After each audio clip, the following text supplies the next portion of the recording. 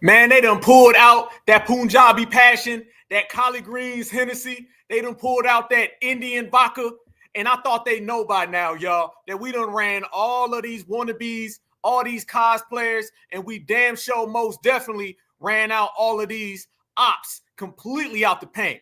We destroy careers, and no matter how much you try to come back around, you still gonna have to deal with that certified foundational Black American family tree. And ain't nobody's like ours. FBA Friday. Certified salute. Let's go. I want the whole damn world to hear this. And that is that foundational Black Americans. We didn't just build America. We created America. We're made in America. That's right. We're born in America and raised in America. We're from America, so we love America, and they not like us. We run America. Certified salute.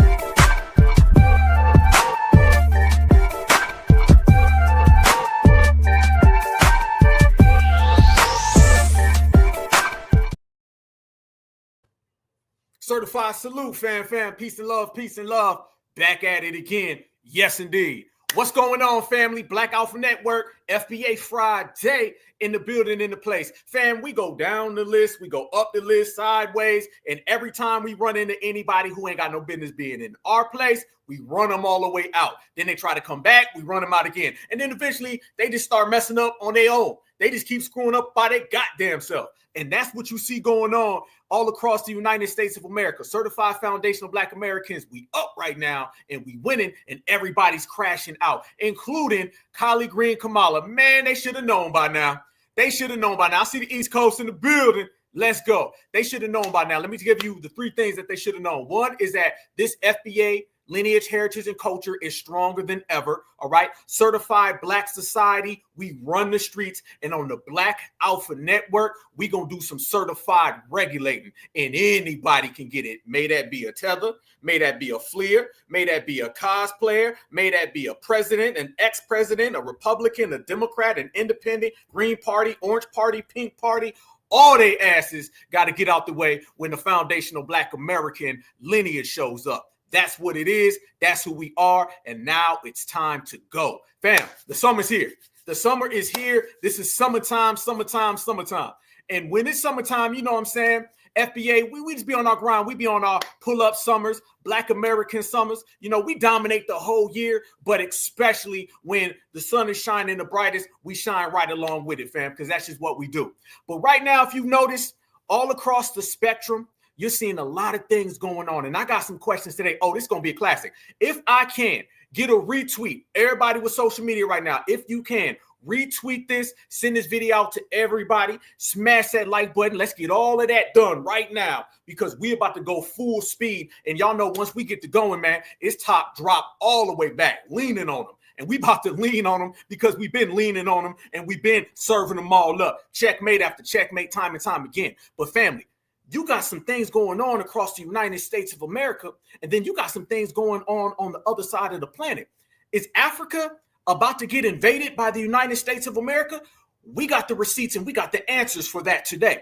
Are the tethers scared as hell because they've been worrying about getting on TikTok and talking about our lineage when they need to be worrying about their own? Yes, the hell they are. And is Collard Green Kamala still a failure, career destroyed, broke down, battered, meltdown, and getting laughed at? Yes, the hell she is. So when you add all of that up, you put in some Black Alpha Network, the certified chat, all certified 100, then you know it ain't nothing but winning, and we walking in our glory, y'all. They done sent out this super drunk as a skunk woman. Family, you know damn well when FBA regulate, there ain't no turning around and ain't no coming back from none of that. But family, they literally thought that they was going to bring Kamala Harris back out here, and she talking to the same crowd of nobodies. She talking to the same crowd of people who ain't never did nothing. And remember, we are the ones who ruined her political career. We are the ones who ruined her socially. We are the ones who broke them down completely. And everybody that's been surrounding her has found out the hard way. You can't come around certified black society with that talk, that yin yang, and think that you're going to get off the ground with it, because you're going to find out what everybody finds out. There's only room for one certified lineage, that be ours. There's only room for the realest, that be us. And there's only room for the strongest people of all time, and there ain't no limit. You see what I just did? Ain't none. So this is why we're going to let everybody see what's really happening. We're also going to go all the way to Africa. Y'all, did y'all see this tweet that came out from Donald Trump? Big news coming out of Africa. Where I am also involved in settling violent wars and conflicts. I don't know why so many of these events have fallen to me in my administration, but they have, and we have done an unprecedented job in getting them settled or putting them in position for peace. Stay tuned. Family, you got generals in the United States of America, quite frankly, telling Africa we coming. And when we tell everybody that these people been worrying about FBA instead of their own damn business, now they finding out the hard damn way. Oh, this summer it's about to be very goddamn hot. This summer is about to be very, very explosive, and FBA going to be front and center of it all. And let me go ahead and give you some spoilers. Let me tell you how all this ends. We show up, we dominate, we win. Everybody else who was hating, who was jealous, who was envious, they fall all the way back, and then we laugh at them. Speaking of laughing, the whole damn world right now is laughing at this woman. Family, I know that she done put down the collard green sauce just for a little bit of time. I know she thought everything was good after the election, but foundational black Americans have put this jacket on her that she can't shake. All right.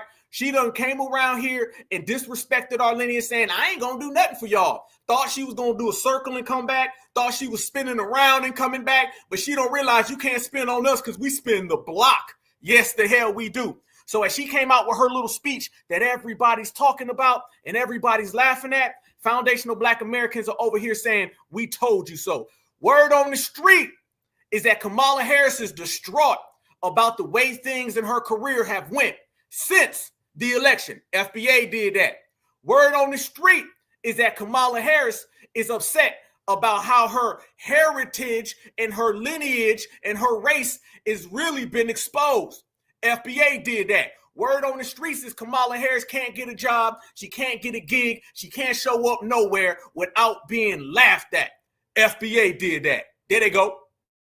Kamala delivered her first speech since leaving office, and word on the curb is she looks drunk. Instead of her addressing the concerns of her liberal voters, she is right on cue in Kamala fashion, gave us a word salad with dressing. And she tried to give us a metaphor of elephants in the San Diego Zoo. Now, I really don't know. I don't think anybody knows what she was trying to get at with this metaphor, but her speechwriter should be fired. Kamala Harris needs to keep her mouth shut. I'm so tired of this woman talking about nothing. I heard her speech where she said, oh, the United States, it belongs to us, not whoever's in the White House. That's straight up nonsense coming from her party, because when she was in the White House for 4 years straight, all she did was gaslight us. All she did was lie about Joe Biden's mental health. She said he was mentally fit and sharp as ever. We found out that was a bold-faced lie. She couldn't fix the issue at the southern border, and she was ashamed of her title as border czar. We had a record number of illegal immigrants invading our great nation that she's speaking on, and she did nothing to fix the situation. And they said it couldn't be fixed. Then when Donald Trump and Tom Homan gets in office, all of a sudden they're able to fix the issue. And under 100 days, the border is the most secure it's been in 25 years. Why couldn't Kamala Harris do that in 4 months, but Tom Homan was able to do it in 3? Why? My God, I wish this would shut the fuck up. She's only ever won one Senate seat, and the was not primaried. That's what the I mean. Just shut the up. Go where you've been going. You've been traveling. You've been shutting the up. You've been watching the carnage that you and Joe Biden set up in place, and you've just been quiet. So go back to shutting the up. She has to be drunk. I am convinced that this woman is drunk every single time we see her. She has to be drunk. She has to be drunk. Oh, this one's going to be good. Kamala just crawled out from the shadows and made her first speech since the election. And I don't know why I'm on this Stephen Miller kick, but man, Stephen Miller didn't hold back. He called it exactly what it was, a desperate attempt to stay relevant. Harris spent most of her time talking about democracy and equity, but completely ignored the real crisis facing Americans. No mention of the southern border, no mention of inflation, no mention of foreign policy failures. So mommy Kamala Harris finally has the gall to address America and show her face to the public in a speech condemning Trump. It's like ghost haunting the White House, except this one can't spell success. So Kamala Harris is showing her face again, making statements. I don't get it. Who gives these people a microphone? This is what I'd like to know. This woman spoke in riddles for 4 years, had the most cringy laughs I've ever seen in my life, was also the border czar who allowed millions of illegal immigrants to cross our borders. Millions. And didn't stop it. Refused to stop it. Then stepped over her own sitting president and tried to take the big seat and failed miserably. Had nothing to run on, no policies. Only thing she had to run on was hate Trump, abort your kids, and I'm a black woman, so you have to vote for me. Need I remind you that the crisis that we're going through with criminals, gang members who have entered this country illegally is all thanks to the border czar, Kamala Harris? I think I speak for everyone at the White House. We encourage Kamala Harris to continue going out and do speaking engagements. It was a great reminder to the American people of just how blessed we all are, that the leader sitting in the Oval Office today is President Donald Trump and not President Kamala Harris. It was a helpful reminder of just what a travesty and a tragedy that would have been. Who saw that video from a couple of weeks ago? The one of the elephants at the San Zoo during the earthquake? Google it if you've not seen it. It's at the San Zoo during the earthquake. Google it if you. Family, what the hell is this drunk lady talking about? Did she show up and tell everybody we need to be like elephants? I know they may do that in India. I know Jamaica or whatever question mark country you from, because FBA already exposed you. And by the way, FBA will take our own flowers because we're the reason why she's gone. We're the reasons why she's been exposed. We're the reasons why she's been destroyed. But you can thank us later. Is she telling us that we need to be like elephants? I done seen some people on the sauce.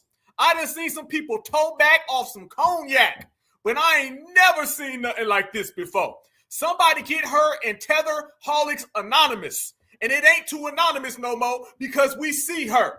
So family, FBA exposed her on day 1. On day 2, she showed up drunk, exposed it again, sent her back. Now she's folded and the whole damn world is laughing at her because she's saying we need to be like elephants. Damn, it's cold when FBA lights you up. You've not seen it. Google it if you've not seen it. Google it if you've not seen it. So that scene has been on my mind. Everybody's asking me what you've been thinking about these days. Well, here those elephants were. And as soon as they felt the earth shaking beneath their feet, they got in a circle and stood next to each other to protect the most vulnerable, to protect the most vulnerable. To protect the most vulnerable. In the face of crisis, the lesson is don't scatter. What the fuck was that? I'm going to tell you what it was. That was somebody who's accepting the fact that FBA has rendered her useless and destroyed her career. We destroyed a lot of people. Fam, this time last year, they was trying to tell us she needed to be the president. Yeah, they was trying to push that. FBA ruined her. Every time you see her, she's more and more drunk. Oh, and nobody was moved by that. Nobody was moved by that. The whole American society, public community was laughing at her because the only soundbite that came from that was, we need to be like elephants. Somebody needs to save her from that damn bottle. Somebody needs to save her from that needle. I'm just saying, because it's clear, fam, she might be popping some pills and sipping some scissor up, all right, with a little collard greens from the bathtub on top. But you all know that FBA did that. That's all because of foundational Black Americans. Foundational Black Americans are the ones who got rid of Kamala Harris and why she crashed out. We got rid of Barack Obama. We got rid of Michelle Obama. She running around here doing some podcasts, talking about Transformers, all that. Got rid of her too. Checkmate. We got rid of Joe Biden. Where the hell is he at right now? I know Joe Biden was probably about 3,000 years old. He's probably about 7,000 years old now. Checkmate. And Kamala Harris. So that's the past, the present, the future, anything in between. Democrats know what it is, and the Republicans know what it is. They can run around all day long and say that was because of Trump. That was because of us. We're the ones who got rid of Kamala Harris. We're the ones who exposed that wasn't your real grandma. We were the ones who said that ain't you, saying that you are us. When we start saying delineation, they thought we were just talking about Uber drivers. They thought we were just talking about folks riding around in Ubers and playing games. Hell to the no. We was talking about everybody when we said delineation. And she is the first one. I'm telling you right now, it's going to go down in history. What we did to Kamala Harris, y'all, it's going to go down in history. And what I mean by that is when everybody looks back and they start saying the power of FBA in this generation, when we got on code and we came with it, they're going to say, damn, it started with them ruining Kamala. Kamala is not just the first political individual that we destroyed. She's also the one that we did when we was all on game and on point. And the fact that she thought she was going to come out and talk that talk, that wasn't really what the truth was and the fact of the matter. And fam, there's been ramifications all throughout the country. Yeah, remember this, y'all. When we got rid of Kamala, we ended up getting rid of the whole Democratic Party. Once we got rid of the whole Democratic Party, all of their shields out the door. The shields, mute, done. We ruined them, right? All the tethers, mute, done, ruined them. Kamala Harris, G-check, Barack, G-check, all of the above. So now a lot of the people that they thought they had a meal ticket, the meal ticket is gone. And FBA snatched it right from them. You want to know some people who are done for, fam? You want to see some people melting down? You want to see all the deportations. Why? That's because of us. The fact that you see Julio Romero getting snatched up, that's because of FBA. Because if we allow the Democrats to win, then you're going to see Julio Romero doing what they've been doing for the last 4 years. But now that 4 years turned into zero real quick because we did that. But now you're starting to see a lot of back and forth and back with all these other communities. And let me tell you where it's going down. How many of y'all seen that Anna Navarro going back and forth on CNN when they was talking about black people and Latino people? And she was trying to basically attach herself onto us, right? So when I tell you that we got rid of Kamala and there was a domino effect, there was a domino effect. And it went right across the United States of America. Every single group done got that work. Let me show y'all this right here for those who haven't seen it. You want to talk about these people trying to tether on to us? FBA created all of these problems for all them people who thought it was real. Check this out right here in the corner. Harris to condemn Trump in speech. Previous to this, they had a whole spat on CNN because they're used to using foundational black Americans for their own political gain. I'm talking about the rainbow community. Yep. I'm talking about the whole burrito community. Yep. I'm talking about the Brussels sprouts community. You name them, they've all tried to get in on FBA lineage, heritage, and culture. Watch how this all goes down, and don't tell me it ain't because of the vibe that FBA created. They trying to ride our wave, family, but it's all good because we always on top. No, I know you're not. This country illegally, you are going home. Simple as that. We do not have unlimited resources. I think a lot of Americans to take care of other people. There's a hell of a lot of people other than the black people who were brought here as slaves who came to this country illegally. They're not the same as black people who were brought here against our will. That's exactly what I just said. I said there is a lot of people other than the black people. There is a big difference. That's exactly what I just said. Difference. That's exactly what I just said, Sir Michael. Look and act indignant. That's exactly what I just said. Boy, she's spazzing out. Hey, is she not having the Kamala Harris breakdown? That's exactly what I just said. That's exactly what I meant. She thought that she was going to come out there and start talking about black slaves and equating it to Latinos. This is what she was trying to pull, y'all. Let me say this right now. One of the main things that they love to do is they love to talk about us in the same breath as these illegals. And then when you call them out on it, they say, I didn't mean that. Then why'd you bring us up? We don't need to come up, not half, not sideways, not a piece, not 32%, none. You don't need to bring up black Americans in any way, shape, form, or fashion with illegals. And that's what they're doing. Did we not just talk about that a few weeks ago when we were talking about that Kilmar Garcia guy and they were trying to equate that to Carmelo Anthony, right? And then they'll just try to claim, deniability. They'll be like, I didn't really mean that. Yeah, that's what she was trying to do. She was trying to throw black American slaves to eat off the sympathy for us. See, nobody has sympathy for these other groups. It's because whatever they deal with is breaking the law. See, everybody wants to be a part of foundational black Americans because one, Our power, our resistance, and our strength is something we exhibit that none of them exhibit. So you already have the strength factor that these people envy us. Then on top of the strength factor that we have, you also have that we're the only people out here with a real legitimate claim. These other people don't have legitimate claims. What? You broke into a country illegally. You broke in. See, they're trying to get some type of justice based on breaking the law. We get justice based on injustices. So anytime there's an injustice towards us, we rise up and defeat it.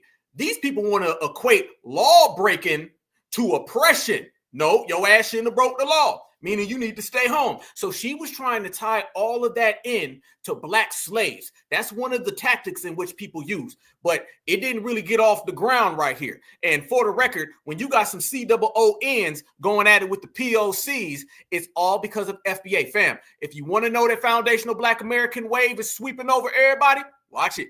Other than the black people who were brought here as slaves who came to this country illegally. They're not the same as black people who were brought here against our will. That's exactly what I just said. I said there is a lot of people other than the black people. There is a big difference. That's exactly what I just said. That's exactly what I just said, Share Michael. Look and act indignant. That's exactly what I just said. Let me just Share Michael. Other than the black people Anna and Share Michael, there are a lot of people from Share Michael, I think you actually misheard what she. I think you misheard what she said. No, he purposely misheard. She said. Yes, she did. So now you're in my Share brain? Michael, listen to me for just a second. Is that where we're going? Share Michael. I would say I who have advocated for black people my entire life and say something like that. Because you've advocated for black people.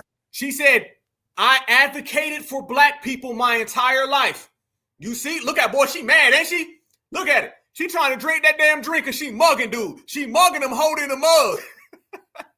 She mugging him holding the mug, mad as a mug. You see right there, y'all. Notice that was all cap and it got exposed. What she was trying to do, what she was trying to equate black slaves with their folks. And it didn't go anywhere. So now she's trying to spin it and say, well, I ended up being with y'all the whole time. I advocated for black people my whole life. That's basically I got a black friend. That's really what that is, family. That's well, I got a black friend too. You see what she's trying to do, which is what they always try to do whenever they get exposed. She tried to hit you with the, we all buddy, pals. No, the hell we not. Great, congratulations. Last time I checked, I'm black, you're not. Okay, Share Michael. That's right. I'm Latino and my people are being racially profiled. It is. And do I have to remind you the history of my people? Share Michael. Want to go there? I don't. Really? Okay. There you go. There you go. Do I got to remind you the history of my people? See, this is another thing they do. They'll talk about how we all one big family. And then when you call them out, they'll be like, my people have dealt with this and my people have dealt with that. This is all because foundational Black Americans have made the block hot for all the tethers, you guys. Understand that. What you see is a tether. This is tether dialogue. This tether was trying to tether onto Black American slaves. And then when she got called out on it, she went down to tether excuses. My people, your people, our people, all been through this, that, and the other thing. Notice the play and how it ain't getting off the ground. This is because Kamala Harris got ruined by FBA, which means the tethers, which means the fleers, which means the hoppers, the skippers, and the jumpers were all next in line. Easy. We're going to go to break. Raul Reyes, thank you very much for joining us. Everybody else, hang tight. History was not We'll be right back. when I was studying history like a Look at that. She had to cut to commercial break, and they were still going at it. Oh, I don't know. Whoa. Hold on. I just caught something.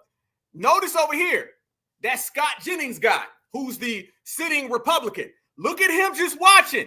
Notice this, fam. You got the COON in the tether going at it. Then you got the other tether. Fam, take a picture of this. Screenshot this. This is exclusive right here. A picture is worth 1,000 words. I guess ours is worth 1,000,000, family. Look at this tether number one. And she's over there saying, wait, calm down. Notice she is telling him to calm down. She's not telling Mrs. Latino to calm down. I wonder why. Think about that. This tether is defending this tether. That's why we call them the TOCs, the tethers of color. So basically, the melanated tether is telling the melanated COON to calm down, while the Latino lady is trying to tether on the foundational Black Americans. The W1, W2, and W3 are all sitting there watching. This is what happens when FBA comes through and puts a wrench in the game. When foundational Black Americans show up, family, everything changes. You're seeing all of these people go back and forth and back. All these people fighting and bickering and feuding. It's because it's not comfortable, because we got rid of the Democratic plantation that gave them refuge, and we sent Kamala Harris and her bottle of Jack Daniels right the hell on back to India, Jamaica, or wherever she came from. Now these people are feuding and fighting, and we here for the goddamn show. Easy. And my people are being racially profiled. And do I have to remind you the history of my people? Sure, do I I want to go there? I don't. Really Okay. Raul, we're going to go to break. Raul Reyes, thank you very much for joining us. Everybody else, hang tight. History was not We'll be right back. when I was studying history like a There you goddamn go. Oh, I love that. Oh, family, that's my thing. I love it. I love it, fam. Ain't nothing better than that. Ain't nothing better. I always tell people, our wins don't look like everybody else's because everybody else gets handouts. See, while they're out here getting handouts and they get laws and policies by latching on to us, we out here just making the block hot for people. You disrespect FBA, you get out of line with FBA, FBA gonna put you in your place. That right there is them being put in their place. Everybody's at it, while foundational Black Americans just cooling. FBA sitting here thinking, hey, sorry. So that is Kamala Harris popping up, comparing everybody to elephants, failure. And then you have Ana Navarro Latino, she on there trying to latch on to Black American slaves, failure. And then you got Mr. COON, now he Black all of a sudden, okay? And then you got Mrs. Tether trying to tell him to calm down while everybody's just sitting there watching. And me personally, I'm sitting there watching, I'm sitting there laughing, and we sitting here regulating and roasting at the same time. Multitasking, family. This is what we've created in the United States. We have right now, we got 1,000 people in here already in less than 30 minutes. I need everybody. If you in here right now, smash that like button, family. Make sure you smash that like button for the whole family tree. We're going to continue to cook. We're going to continue to bubble, fam. But make sure that you smash that like button because we got some straightening to do, and we're going to get a real understanding with these damn tethers so everybody knows in the back row, foundational Black Americans, we ain't nothing to play with. Foundational Black Americans are certified, and when you certified, you are certified all the damn time. Trust and believe, trust and believe, trust and believe, family. So back to matters at hand.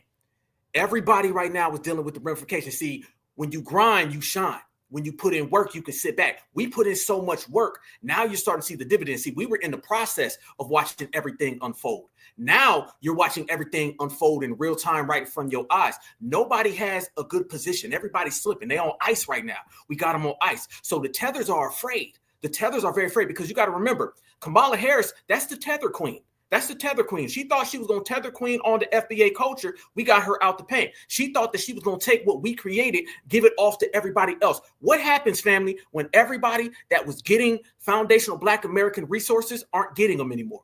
They went from getting FBA resources to getting deported. Yes.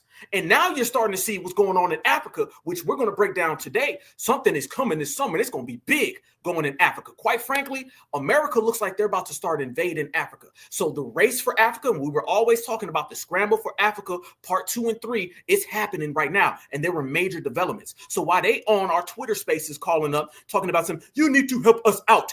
Your ass better help out your homeland. Let me tell you something. All of that stuff about them not wanting to focus on their homeland, all that stuff about them worrying about FBA business, oh, it's about to get real back in their homeland.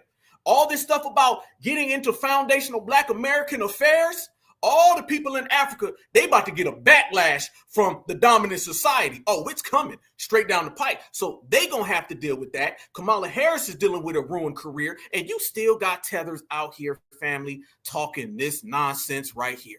Family, you just can't stop these people. Every time you turn around, there's a tether popping up, worrying about everything other than their own business. And every time they do that, they end up crashing out even further.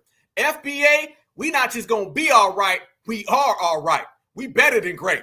And while the tethers are falling out in real time, just know they running out of time, y'all. So whether it's Kamala Harris, it's Ana Navarro, or is this random tether right here, you see the same crash out.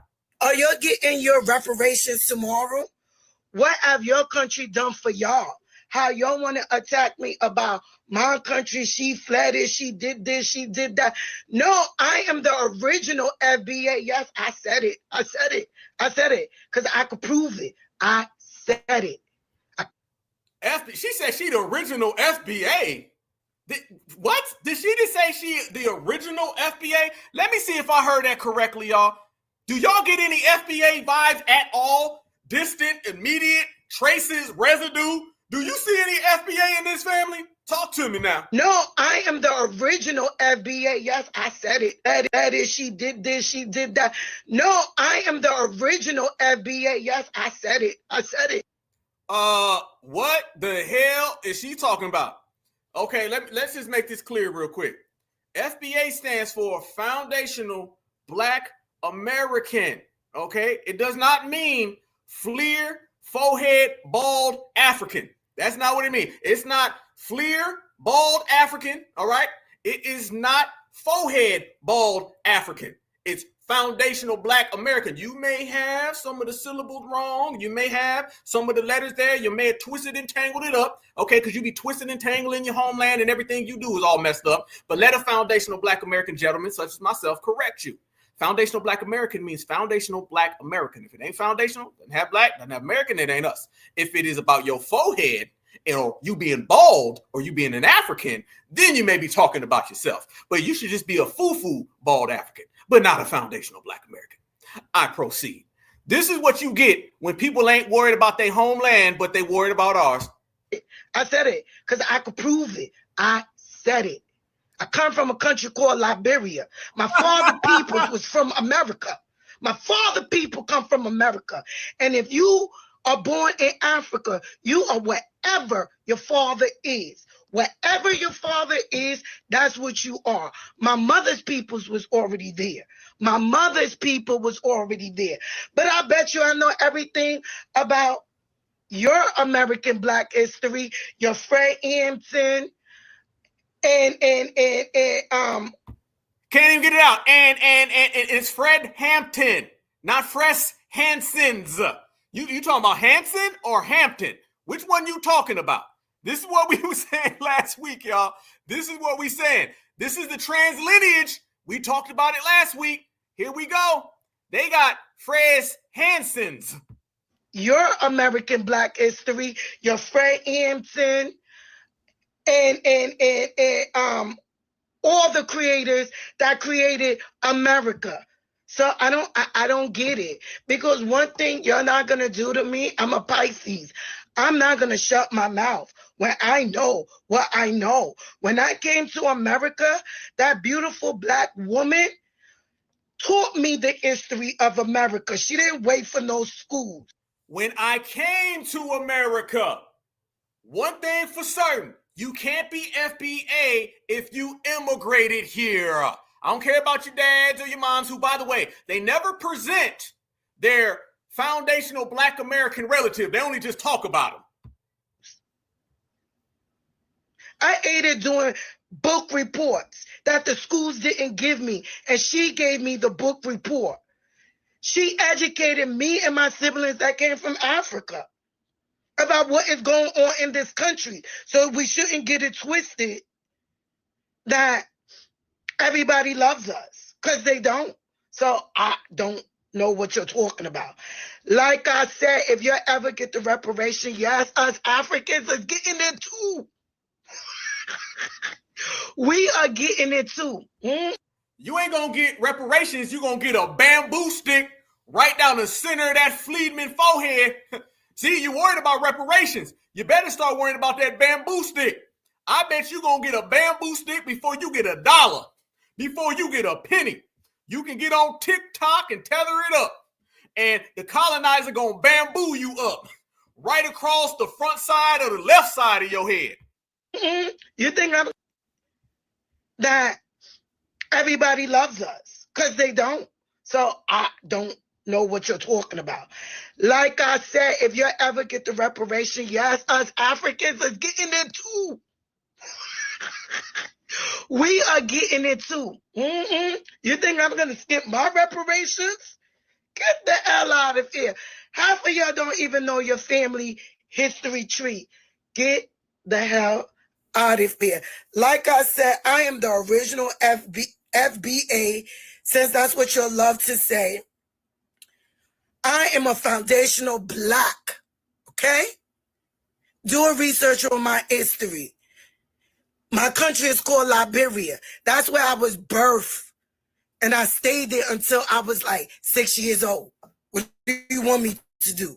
It's not like I was an adult, 20-something years old, and said, ooh, I need to flee to America because America is a great place. I didn't even know what America was. When I came here, I didn't even know nothing about this country. So, again, what are we talking about here? And I will always be a Black American at heart, but I am a truth teller. I tell my truth the way I see it. It could be wrong, but I tell it the way I see it. Ain't nobody gonna tell me that I am not a Black American. So what the hell are you talking about? I've been riding for my peoples. Y'all just saw this video. Go down to all the other videos when Africans come after Americans, how I stick up for Americans. I don't pick and choose sides. I don't have nothing about hatred in my heart. No hatred, no nothing. I love Caribbean peoples. They're my peoples. I love Black people, Black Americans. They're my peoples. I grew up on Shaolin, Staten Island, Yonkers, New York, 47 Riverdale. You know you grew up in 47th River in Congo. Quit playing with foundational Black Americans. Quit playing. Get the hell up out of here with all of that. So now people are just saying, a good point in the chat. Now people just making things up. We talked about it last week about this trans lineage thing they're doing now, fam. You're starting to see more people talk about half. This is why. Go back a year ago. Everybody, all my new subscribers, go back a year ago. We start breaking down Drake. This is before Kendrick came out with his song, before They Not Like Us. We start talking about these people who show up and start saying that they're half this, half that. 9 times out of 10, they can't even present you half anything. You don't see half nothing. What I see is whole tether, whole fleer, a whole forehead that take up the whole screen in my whole day and block the whole sun, but I don't see whole foundational Black American. That's what we are. We represent it. So you're starting to see now these people pop up out of nowhere, and they talking reckless about the lineage, and they're trying to insert themselves. And notice they can't talk about that without saying reparations. See, they got to always include reparations because reparations is really what they desire. Reparations is really what they want the most. You understand? So you see that, and notice, fam, that's that Kamala Harris energy. That's the Kamala Harris. I guess that's what it was when she started talking about elephants. I guess when she started talking about be like an elephant, I guess that she was talking about this person right here, okay? Because you damn sure ain't being qualified like FBA. We've been gatekeeping this lineage, heritage, and culture, and we have delineated to the T. Delineation ain't on its way. Delineation is not coming. Delineation is already here. And that's what they don't like. They don't like the fact that delineation is already here. Delineation has already occurred. Delineation is whooping they ass. They don't know what to do about that, fam. So you're seeing more and more of these people come from the outside, and they're trying to get in on what we do on the inside, but they quite frankly just can't do it. And people are also starting to get the message that you're going to be certified, and that's it. What I always say, when you certify all the time. See, we done with the half-timers. We done with the part-timers. We done with people who make some good points now. We ain't doing that. You're going to be on-coding across the board. And tethers are starting to freak out. Fam, I'm telling you, we're starting to see the end of the tethers. We're seeing the end of tethers. I'm going to go ahead and make that declaration now today. We're seeing the end of the tethers, you guys. And the reason why I say we starting to see the end of the tethers is because, quite frankly, they're running out of options. They're running out of options. Tethers have nowhere to go at this point, fam. We have stopped them and blocked them socially and politically. And a lot of these people who've been running overseas and trying to get in with them, now they're starting to see the hard truth. A lot of those scam Africans, they running back on over here, basically saying, FBA, we were right the whole time. We knew that. FBA, y'all always win. Shit, we know that. Don't tell us something that we already know about. Just watch the show. Look at this right here, fam. This proves the point. When I say people are coming over here and they trying to get involved in foundational Black American energy, look at some of these people who thought that they was going to seek refuge outside, and then they came to find out things ain't good. By the way, y'all going to laugh at this one, so go ahead and get ready to laugh, family, but we didn't make it this way. They did. Watch what this lady says. But y'all, I'd rather go back to America and deal with the racism in America. before I sit here in Africa and deal with the bullshit bribery, the bullshit fraud, the bullshit scams, the bullshit too expensive, the bullshit not having no snacks, the bullshit not having no food, the bullshit electricity, the bullshit hot water. Did she say no snacks? No snacks. This is why y'all going over to Africa, because you wanted some good snacks? I could have took your ass down the food line up the street, but you went all the way to the Congo for some snacks. FBA stays winning, y'all. Stays winning. The bullshit, what's that shit called that be coming down? The bullshit animals, it's scorpions outside the house, it's big ass spiders, it's big ass lizards, colorful lizards you ain't never seen before, all in the fucking room with you, sleeping with you. All the bullshit people trying to scam you when you go outside thinking you rich, so they trying to get more money off of you. I'm really trying to wrap my head around this shit. I'm really trying to wrap my head around how are Americans coming to Africa and being happy. Please comment down below, because for me, I'm ready to go. And I always used to say, if it's up to me, it will be. And I'm going to go out to Africa and make shit happen. No, I don't want to. I want to take my businesses back to America. I want to open up shop back in America, open up my dentist office and all the stuff that I was going to do out here in America. Steady electricity. You know you want to open up a Twinkies office? Miss me with your dentist office. You don't want to open up nothing with no dentistry. You want to go ahead and you want to open up a nice, good Twinkie, a ho-ho. You want some snack cakes. You went all the way to Africa to get some snack cakes. I'm telling y'all, everybody's finding out the hard way what we've been telling them. They trying to run back. The tether's time is up, y'all. This wouldn't be going on if it wasn't for FBA being on code and certified. Us with that certified energy is what's really creating this right now. Everybody's getting on board based on what we've been doing. Now they finding out everything that we told them, and now they want to run back on over here. You see what we saying? But this individual kept going. Let's see more. Let's see more. And the only time our electricity get cut off is when we don't pay the bill.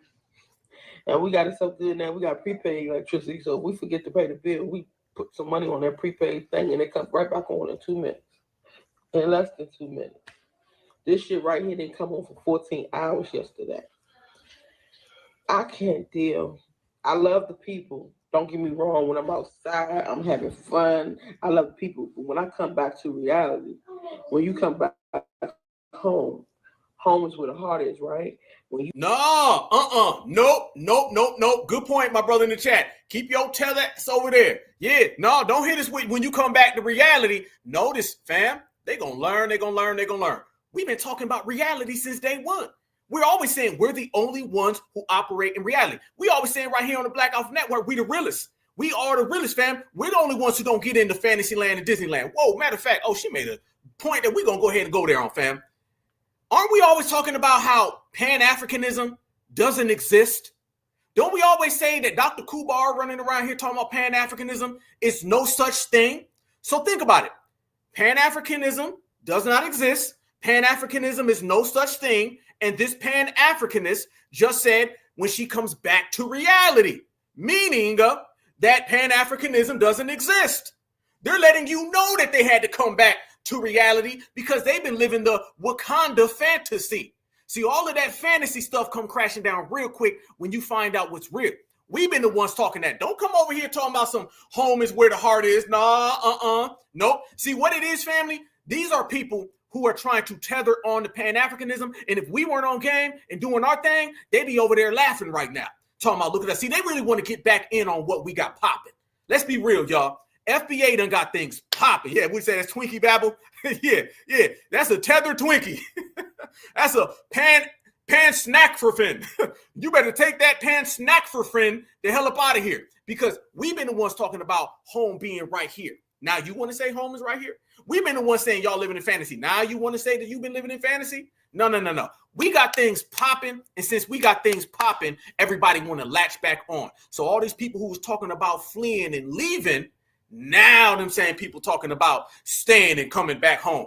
If you feel that America wasn't good a year ago, 2 years ago, 3 years ago, then don't let America be good to you now. When you see us get this reparations moving, now you want to come back home. When you see us get these tangibles and running these politicians out the paint, now you want to come. See, you didn't really want to do the work, did you? That's really what it is, right? You wanted to live in Wakanda so you can have you a bunch of ho-hos and Kit Kat bars. And now you're finding out that the ho-hos and the Kit Kat bars aren't going to get you what we about to get. That's really what it is. So now they want to come back, jump back on the FBA boat.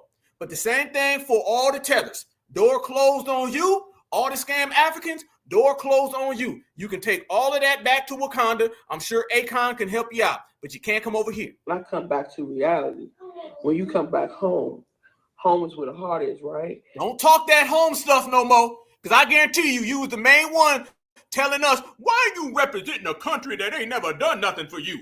Y'all black Americans been running around here talking about a country that ain't never served you, ain't done nothing for you. They was the ones trying to shame us, everybody. Remember that, fam. These were the ones who were putting smut on being a black American. Let's not get it tangled nor twisted. Back home. Home is where the heart is, right? When you come back home, you're supposed to feel comfortable. You're supposed to be happy. I'm not happy. To live in a house where you look outside and all you see is turkeys and ducks and chickens and sheeps and old malnourished cows. Malnourished cow. Y'all can have that one. I'm going to leave that one alone. I'm not going to take that. But there you go again. Now they're trying to get in board. See, you know what we've done, and now you're seeing it. And remember, you guys, they were pushing that for a while. They were pushing that come home to Africa stuff. That's what they were doing. They were trying to get us to just leave America because they wanted us to get out of Dodge. And then, as we say, they feel that they could have picked up the flag. But that's what all of it was, fam. It was all a play for everybody else to pick up the flag, to get FBA gone so they could say, well, we're the new FBA. Now the people who didn't think that we'd accomplish that see that we are accomplishing that, because foundational Black Americans as a lineage, we sit at top. We sit at the top right now. The lineage of being a certified foundational Black American is extra good. It's extra good. And they don't really know what to do with it. Let me show y'all this right here. They've been trying to run this game as well, y'all, where they're trying to tell us that a lot of people are going over there and trying to get on board. And they're trying to separate us and put us into groups. This is something that came across my line that I was like, oh, I got to show the family. Look at this right here, fam. They were trying to, now, as we talk about trans lineage, I want you guys to notice another thing they're doing. They're trying to talk about the various subgroups of African Americans. Fam, there's no subgroup with us. There is only one lineage. First off, we denounce African American and we denounce the term group or gang. None of that. We are a lineage. But watch, family, how they're trying to separate us into little blocks. And to have the Black American heritage flag and then have the RBG flag in the background, that is a direct contradiction. But watch how they're doing this now. And if they start doing this, it starts off with one lineage, then one group, and then two group, three group, and then they're going to start saying Africans and Jamaicans are a part. Watch this. The various subgroups of African Americans, part 2, because there's more than I thought. First are Tidewater or Atlantic Creoles. These were enslaved Africans that were brought from Central Africa to the Tidewater region in Virginia. The Tidewater region encompasses cities and towns near the Chesapeake Bay of the Atlantic Ocean. And once these Central African... Watch how he already started talking about Africans. This is all that Creoles are really from Haiti and Creoles are really Africans. Now you see, fam. This is them trying to split us up. So we went from trans lineage, where anybody can come on in. Then we went to scam Africans who want to come home so they can come on in. Now we're getting into the subgroups of Black Americans. Tidewater region in Virginia. The Tidewater region encompasses cities and towns near the Chesapeake Bay of the Atlantic Ocean. And once these Central Africans from Angola got to Jamestown, Virginia, they were really friendly with the Anglo-Saxons and natives of that region. Fun fact, the first set of enslaved Africans to arrive to Jamestown weren't even treated as slaves until later on. Next are Cape Verdean Americans, who have a really interesting history. They were enslaved by the Portuguese on the Cape Verde Island off the coast of West Africa. After facing a bad drought and poverty throughout the island, many of them sought labor through the form of whaling ships that were headed to the New World. In the 1600s, the whaling industry was booming in New England, which is where many of them settled. Still to this day, there's a big population of Cape Verdean Americans that live in cities like Nantucket or New Bedford, Massachusetts, or even Providence, Rhode Island. And I think some of them still speak Cape Verdean Creole, which is a Portuguese-based pidgin language. Next are Americo-Liberians, who are the descendants of freed African Americans in the United States. American Liberians. Here we go. And wasn't that Tether in the beginning talking about how she was going to get reparations? She was saying how she was from Liberia. Notice that he keeps saying enslaved Africans, Liberian Americans. He's putting all of these other communities, nationalities, and countries onto foundational Black Americans. United States that were sent back to Africa through the American Colonization Society. In the early 1820s, America thought that it'd be easier for freed African Americans to enjoy their freedom in Africa than in the United States, they're still subjected to racism. So the American Colonization Society was founded to send freed African Americans back to Africa, specifically to the Republic of Liberia, which lasted until the Americo-Liberians declared themselves independent of the United States in 1847. Still to this day, there is a big population of Americo-Liberians in Liberia. And lastly are Afro-Tejanos, or Black Texas Creoles, who have been in Texas ever since the 1600s. These were Africans who were in the Spanish colony of what was... There goes African. Boy, he bucking the minds too. There go Africans again. Fam, he said America maybe one time and he said African about 30 times. So you could already tell. Soon be Texas. Many Afro-Tejanos served as soldiers in the Spanish military and played a vital role in early Texas history. The more you know. There you go again. Right there, what we be talking about, fam. Trying to subgroup our foundational Black American lineage so you can pass it off on all these other people. We know the play, man. They've been trying to run that game for the longest amount of time because in order to infiltrate, the first thing you want to do is break it up. When you want to infiltrate a community, you start saying things like subgroups because then you can start saying that, well, technically they're not the same. Those people over there, they're the Liberian ones and they're the Mexican ones. And the next thing you know, a Liberian and Mexican gonna show up and say, hey, I'm one of y'all. And then they can start breaking it down and then the infiltration comes in. So you can see that's what they've been trying to do. So we denounce all of that. You are foundational Black American. That is it, point blank, bottom line. And everybody who knows that, everybody who understands that, everybody who sees that gets it popping. And see, we've been getting things popping right here in the good old USA when it really wasn't cool. Can we go there, fam? See, it really wasn't cool to be representing foundational Black Americans. It really wasn't cool to be representing America. When a lot of these people had all these terrible tales and things to say about the United States, foundationals, we were the ones who were truly standing on business for the lineage. And now since the work is done, everybody else wants to get involved. See, we claimed a lineage that was ours and we just put a flag in the ground. Everybody else was running around here saying everything other than what we were doing.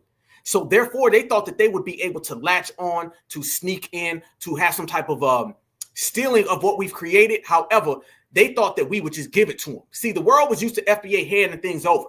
When we start saying, hell no, you can't get it, that's when you started to see the change. And the change has been here and it's been enormous, y'all. It's been enormous. I mean, look what we've been doing. We've been ruining everybody from a geopolitical level all the way down to, like I said, your basic musty-ass Uber driver. They've been getting checked too. So this is what you've been seeing as it goes across the board. But I just showed you now, everybody's in distress. Everybody's broke down and they don't really know where to go. You can attribute everything happening in the United States back to FBA. FBA's, we're the ones responsible for doing all of the work. Check this out. This is what I'm talking about. When I tell everybody that people are clowning Kamala Harris right now, oh, I ain't lying. I ain't lying. This is what Kamala thought she was going to come back out and do. But what she's not realizing is that this ain't the same world as it was previous to the election. Now you on our time. And I know you on drunk time, but you're going to find out real quick. This is not a winning political strategy. Please allow me, friends, to digress for a moment. Okay. It's kind of dark in here, but I'm asking a show of hands. Who saw that video from a couple of weeks ago? The one of the elephants at the San Diego Zoo during the earthquake? Google it if you've not seen it. So that scene has been on my mind. Everybody's asking me what you've been thinking about these days. Well, how are you doing, Madam Vice President? I am well, my dear. I am well. Thank you for asking. So how are you in this moment maintaining your Black joy? Listen, I feel very blessed. I have an incredible husband who's here right now. Hey, Doug.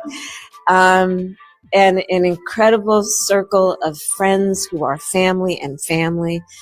And I think it's just important to be with, you know, those people who love you and care about you and get you. Have you learned the boots on the ground dance yet? I have not. Look at this family, still dancing. They still out here dancing and prancing around. They just don't get it, y'all.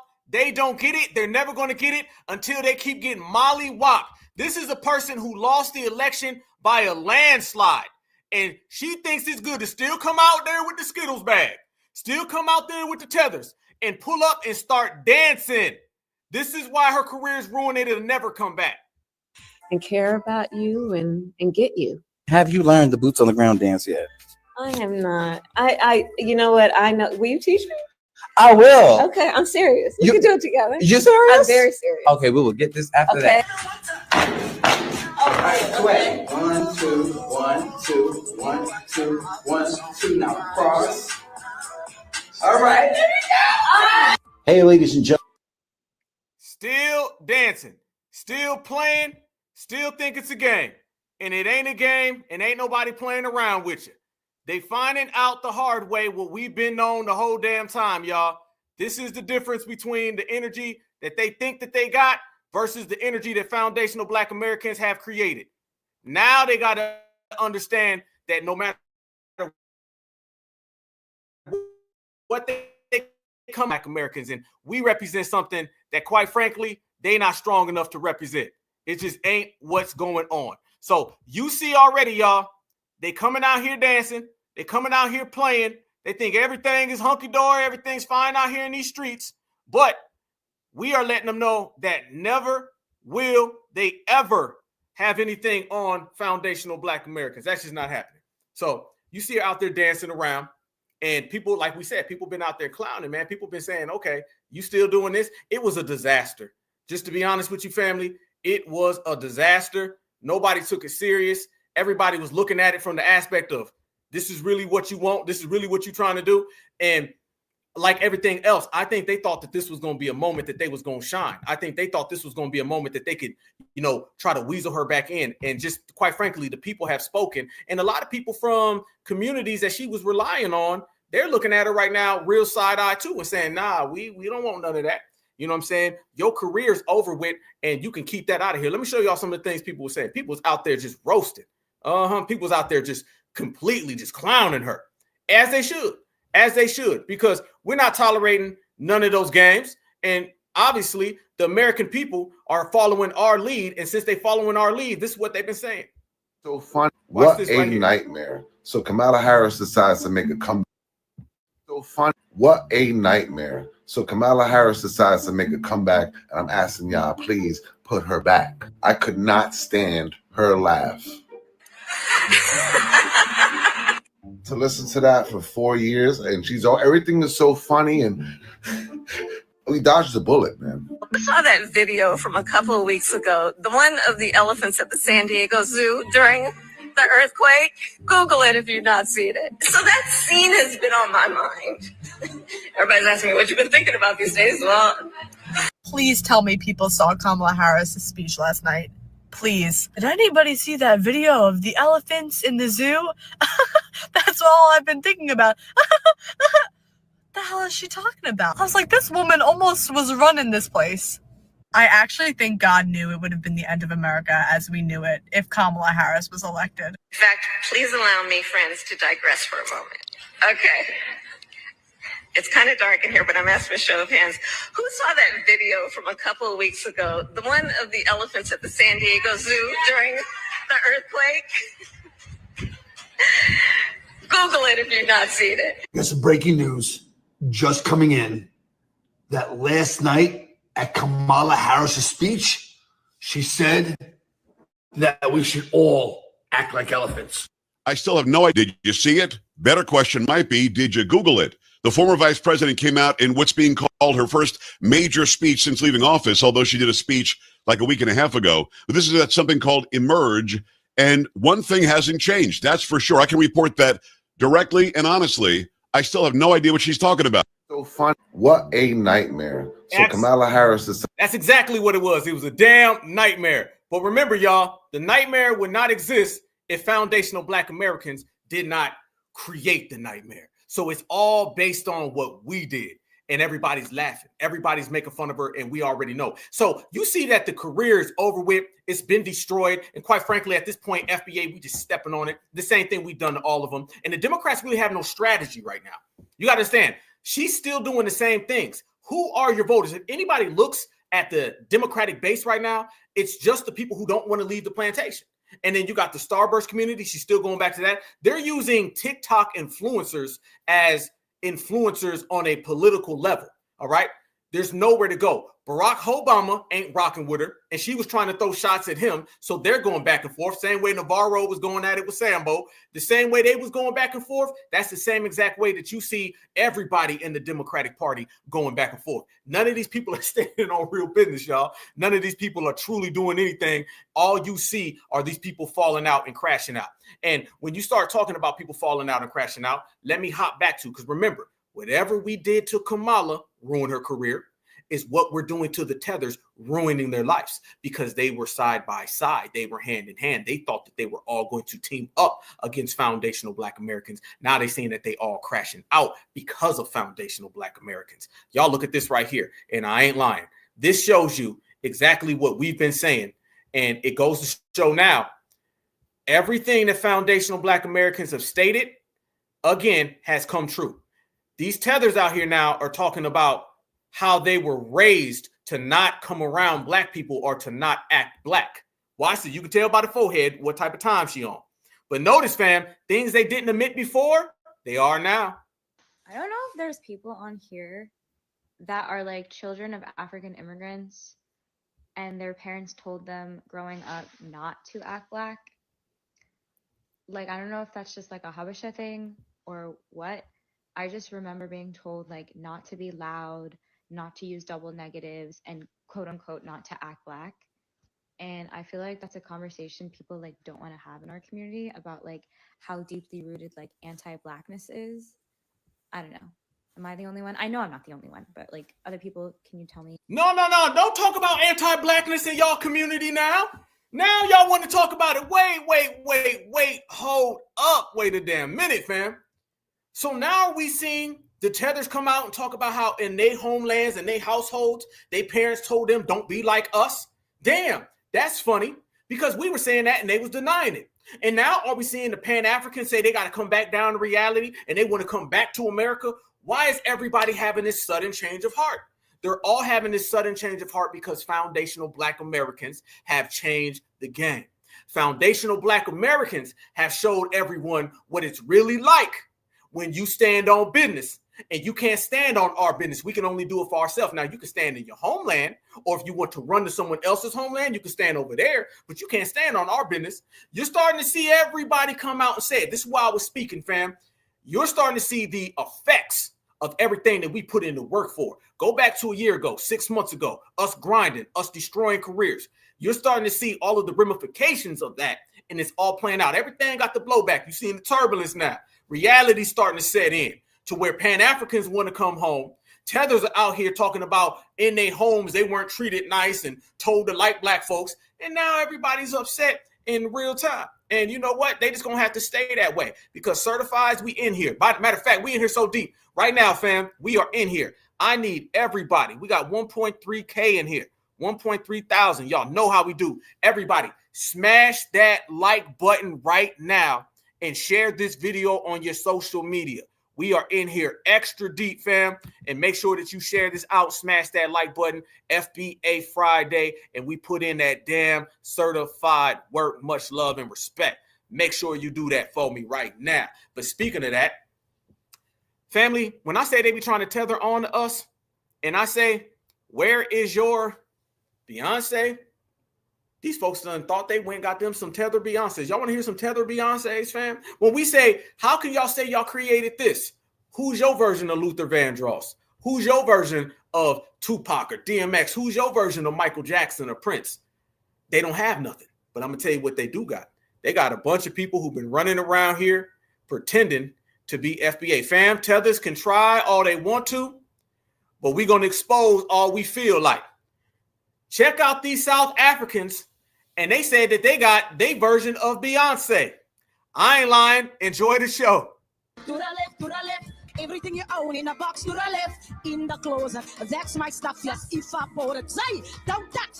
He's carrying that mess, that's fine. Could you walk and talk at the same time? And he's my man that is on that mess. So remove your bag so I can call you again. I'm standing in the yard, and he's telling me how I'm such a fool. He's talking me out. I will never ever find a bra like him. You must not know about me. You must not know about me. I can never know you in a man like you. Yes, fam. This is them. all offbeat, all off key, saying that they got the South African Beyonce. I ain't lying. To the left, everything you own in a box to the left, in the closet. That's my stuff, yes, evaporated. Say, don't touch. Where the hell did that? She was. What song is she singing? In the closet, let's not this. Hot in the pan. That don't touch. What the? That didn't even fit the beat. What the hell is this? Hey, don't touch. He's carrying that mess, that's fine. Could you walk it off at the same time? And he's my man that is on that mess. So remove your back so I can call you again. I'm standing in the yard and he's telling me how I'm such a fool. He's talking me out. I will never ever find a bra like him. Yo, I'm op zijn kop gevouwen. You must not know about me. You must not know about me. I can never know you in a man like you. In a man like me. You must not know about me. You must not know about me. I can never know you by tomorrow. Don't you ever for a second get a thinking you're irreplaceable. Thinking you're irreplaceable. You're irreplaceable. You're irreplaceable. Did she just go irreplaceable? She said she can have another foo-foo in a minute. She said she can have another Jollof in a minute. Matter of fact, he gonna be here in a minute on the zebra. We ain't lying. Pull up that chick and see if she's home. Oops, I bet you thought that I didn't know. What do you think I was putting you out for? Because what? She said she put him out the village. She said she gonna kick him out the village ASAP. Out for. Because bet you thought that I didn't know. What do you think I was putting you out for? Because you are true. Still no how road in the toy that I know you, baby. Drop that keys and hurry up because you think she's gonna be. He's telling me how I'm such a fool. Talking about I will never ever find a man like him. If I see you a man, you must not know about me. You must not know about me. I can never must. In a minute, you must not know. I'm done for the day. I'm done for the day, y'all. I can't no more. I done heard it all. I done heard it all, man. They was serious too. They thought they was eating, didn't they? They thought they was eating. That's their version of Beyonce. They told us, they said, hey now, y'all stole hip-hop from us. We got the same Beyonce in South Africa. Matter of fact, we got 3 Beyoncés. And they said they can get them another foo-foo in a minute. She said she kicked them out the village and got her a new Jollof.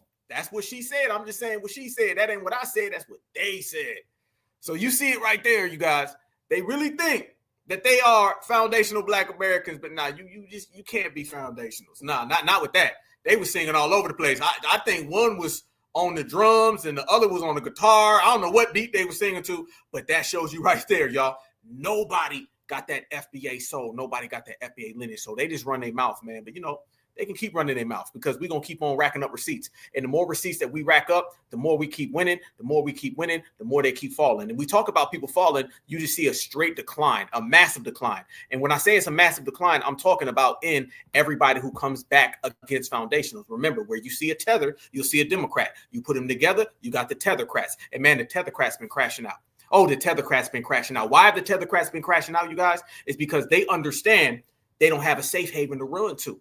And I said this before the election. I said, what we do to the Democrats is going to reflect onto the tether community. So the tethers are sitting here watching that clock tick, tick, tick away. I don't give a damn how many fake Beyoncés they have, how many Jollof. They had the Jollof X. They had the Supreme Jolloffs. All right. But it ain't going to work because now you're seeing reality set in. It's the same reality that we've been telling everybody about.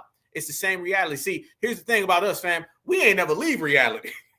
They've been stuck wherever the hell they stuck, but we ain't never left reality. So you're seeing it all boil back down, and it ain't going down in a good way neither, y'all. Hell no. Look at this right here, fam, as we speak about it. Y'all check this out. We know exactly what we've done to the Democrats. But when I tell y'all that the whole world is watching it and everybody else is picking up on it, this is what I mean. Democrats in decline, and the decline is going down faster every single second. Watch this. Fair use, fair use. Hoping something would stick. Hitler, oligarchy, constitutional crisis, point 4. Now, buyer's remorse. Nothing's landing. So Democrats are now looking ahead, but their future looks bleak. Kamala is making a comeback. She's got a big speech later this week, and her staff thinks she's exactly what the people want. There's a clamoring for her voice right now, said a former Harris senior advisor. No one can better prosecute the case while inspiring a call to action than the former vice president. Meanwhile, generational turf wars happening in the halls of Congress. Young progressives want in, but the old guard's too stubborn to make room. Democrat Congressman Cleaver said, I think sometimes they take it too far. We have a large number of young people in the Democratic caucus, and I would challenge anybody to stand toe-to-toe with Nancy Pelosi, Maxine Waters, Jim Clyburn, Steny Hoyer, all in their mid or above mid-80s. You got old Democrats going after young Democrats. You got tethers going against the other POCs, illegals on other illegals. They are in trouble right now. Those sound like fighting words, but young Democrats aren't flinching. DNC Chair Dave Hogg's telling these dead-enders, step up or step out of the way. But these guys aren't giving up without a fight. They finally took Carville's leash off to hound Hoggy. I think it is abominable that an official of a political party who is being paid or supported by that political party to go out and raise money to defeat members of the same party. I think that's a jackassery of the highest level. James, I would say, first of all, I am not paid to be a vice chair. The vice chair role is not a paid role. And I just will tell you right to your face, I think it's abominable that you have anything to do with the DNC. And here's the deal, James. FBA did that. Look at it, fam. You got James Carville, who's 99 years old, and then this hog dude or whatever his name is, that they've been trying to push him. You see the Democrats in disarray right here. Look how they're going back and forth and fighting. If Kamala would have won, we wouldn't have any of this going on. If FBA didn't destroy her career, none of this would be happening. So watch the way these people are going back and forth at each other. That's all because of us. Easy. James, I would say, first of all, I am not paid to be a vice chair. The vice chair role is not a paid role. And I just will tell you right to your face, I think it's abominable that you have anything to do with the DNC. And here's the deal, James. What is your plan to deal with our abominable approval rating? Win elections.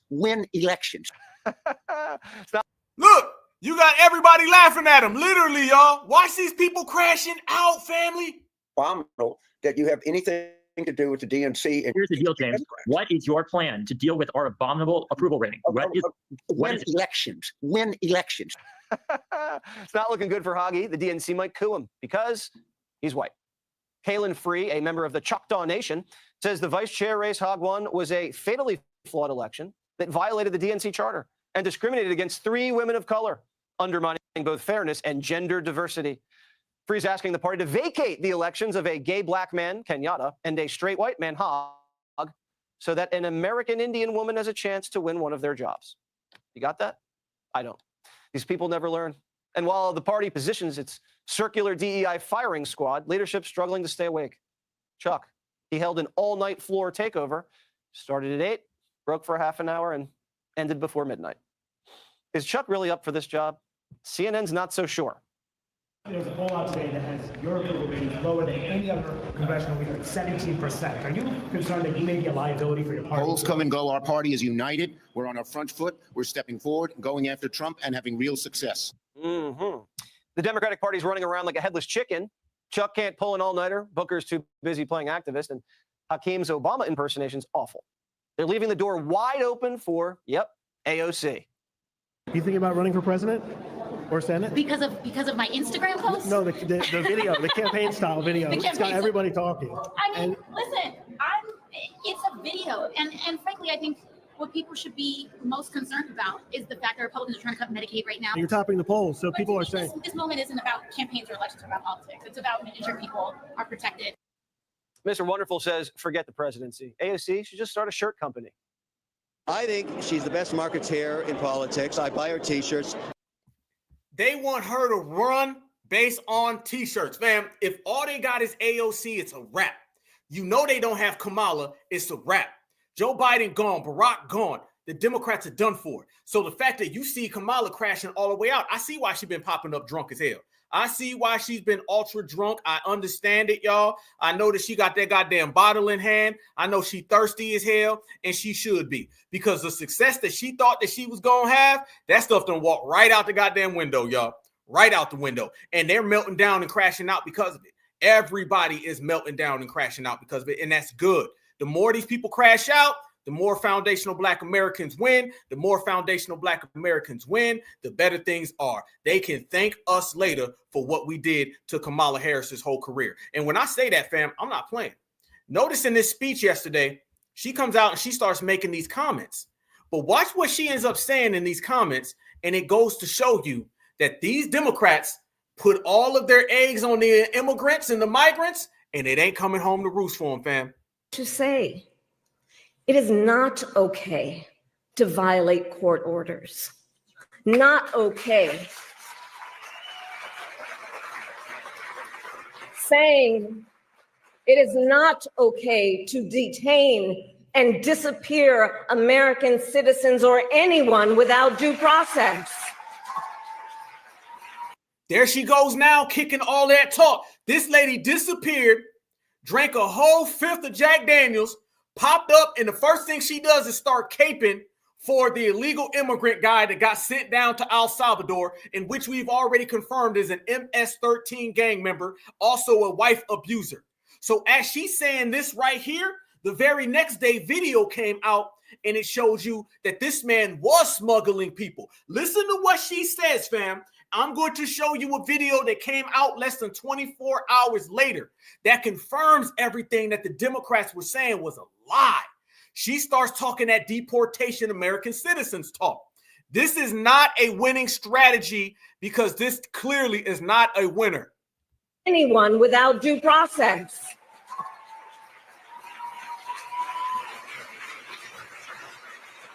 The courage of judges to uphold the rule of law in the face of those who would jail them.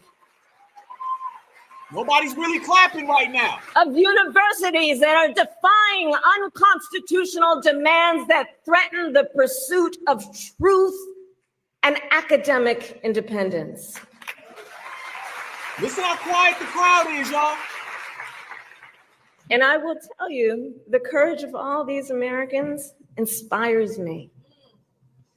And I have been inspired by the movements like the one in Wisconsin that put Susan Crawford on this.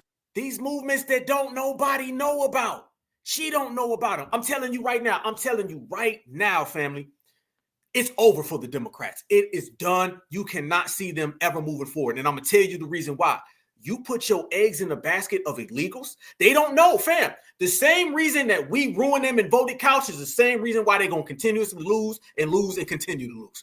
It's because of stuff like that right there. You're still riding the wave of the illegals. You're still riding the waves of dancing, singing, acting a fool, jumping on the Skittles bag community. None of that is going to get you no dividends. None at all. And as soon as she was out there saying all that and talking that deportation stuff, see, none of that stuff is sticking. None of that stuff is sticking. Nobody's out there saying, well, that's true now. We need to go ahead and handle that business. No, because that whole illegal immigrant thing that they've been trying to ride that wave, y'all, let me show y'all something that ended up coming out. This came out immediately after she started talking about due process. See, when they start talking all that due process stuff, family, what they're really trying to say is these people are going to get deported and they need to stay here in America. And they want Black Americans to put a cape on and to accept that. That's not happening. Let me tell y'all this. Let me show y'all. That whole illegal migrant guy that they were trying to get foundational Black Americans to put a cape on for, you saw her saying that right there, right? Well, let me show you what ended up coming out. Seriously, less than 24 hours later. Do you remember everybody saying that this guy wasn't illegal and he was smuggling people? How come footage came out? This is that Kilmar Garcia guy. How come the same guy the Democrats have been talking about, but they ain't said nothing about Carmelo Anthony, the guy that they've been trying to connect to Carmelo Anthony? Family, watch this right here and notice how they end up putting out a video of this man getting pulled over and arrested. This is the Democrats' hero. Watch this. Tennessee Highway Patrol stopped Kilmar for speeding and noticed he had 8 other people in the car, all no luggage. Take a look. Hello, sir. How are you? Good, and you? All right. Everything good? You got a bunch of people in here, don't you? It's 1 for 6. Yes. Go back to work. Gotcha. Where you working at? Where? San Luis, Missouri. Missouri? Yes, sir. Gotcha. Okay. But I'm from Maryland. Where do y'all live at? Where I live? I live in Maryland. Maryland? Yeah, also. Whose vehicle is it? Whose car is it? He's still my boss. Your boss. My boss. Yeah. Where's he live? Where's your boss live? My boss right now is staying in Maryland, but he lives in Texas. Okay. Houston, Texas. After talking to Kilmar, the officers had no doubt he was trafficking. You know what you got here, right? He's hauling these people for money. You got an ass hauler is what he's doing, but sometimes they come angled open. No, but the man is smuggling illegals. This is who they're talking about when they start speaking on due process. This is what they're trying to do. This is the man that the Democrats have been caping for the last 2 months, trying to get foundational Black Americans to put that cape on to save this guy.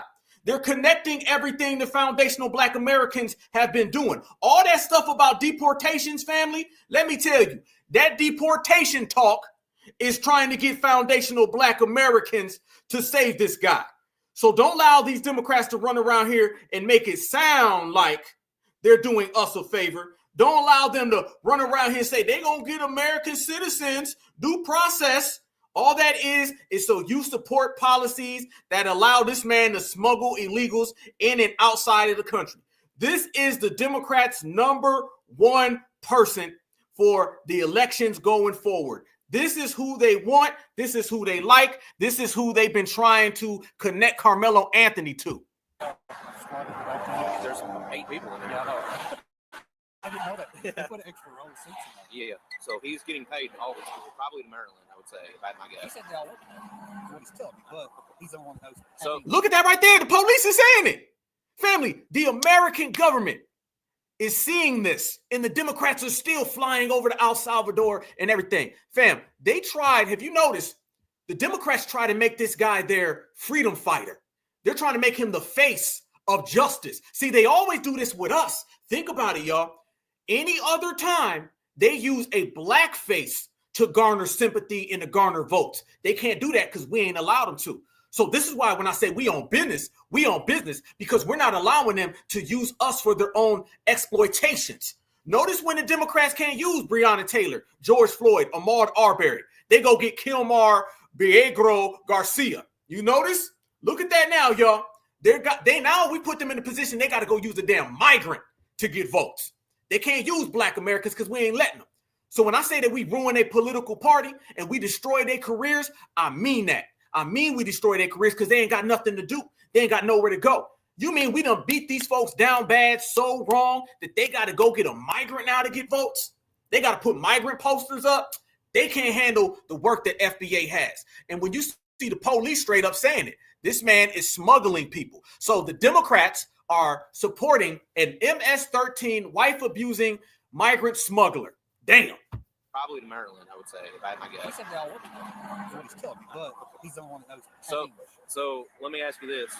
They don't have any luggage in there, right? And if you get them out, they're going to have toothpaste and they're going to have toothbrushes in their pockets, I guarantee it. Yeah. He's got $1,400 cash in his pocket in an envelope. He's got $1,400 cash in his pocket. He's got 8 migrants in the car with him, and he's the only one who can speak English. And the police know what he's doing. This video came out less than 24 hours after Collie Green Kamala said that that man needs due process and Trump is locking up illegals and American citizens. They're trying to use that deportation stuff on us, so in reality, they can get Julio to stay here. So in the video, you can see one of the cops making a phone call. Body cam audio cuts out for 10 minutes.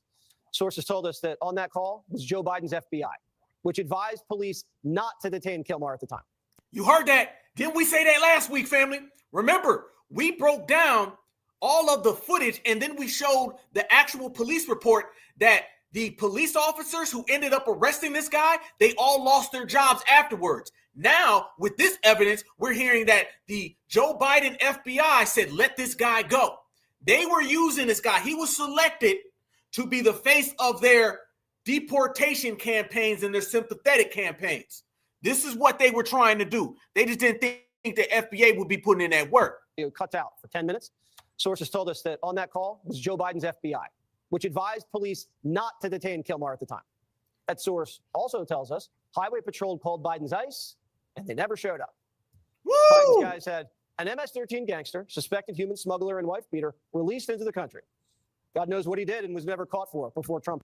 There you go. Right there, fam.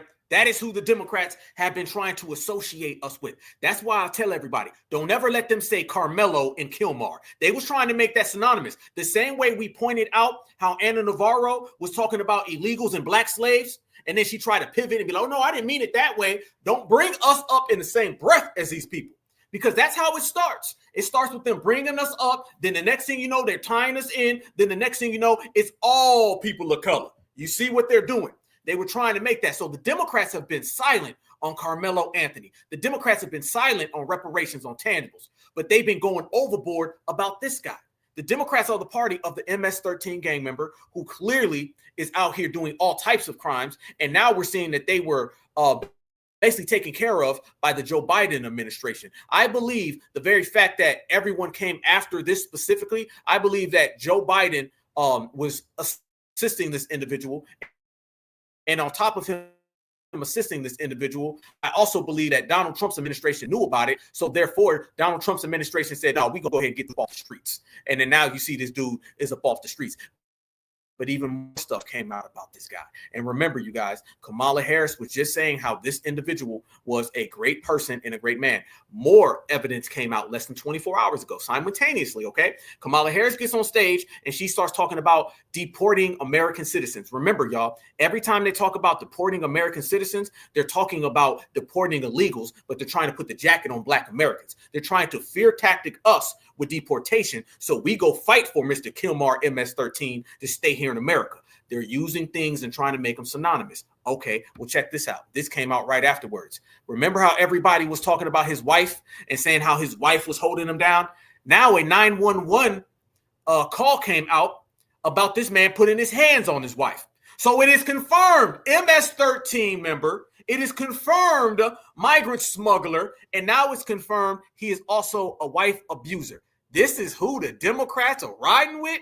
Hell no.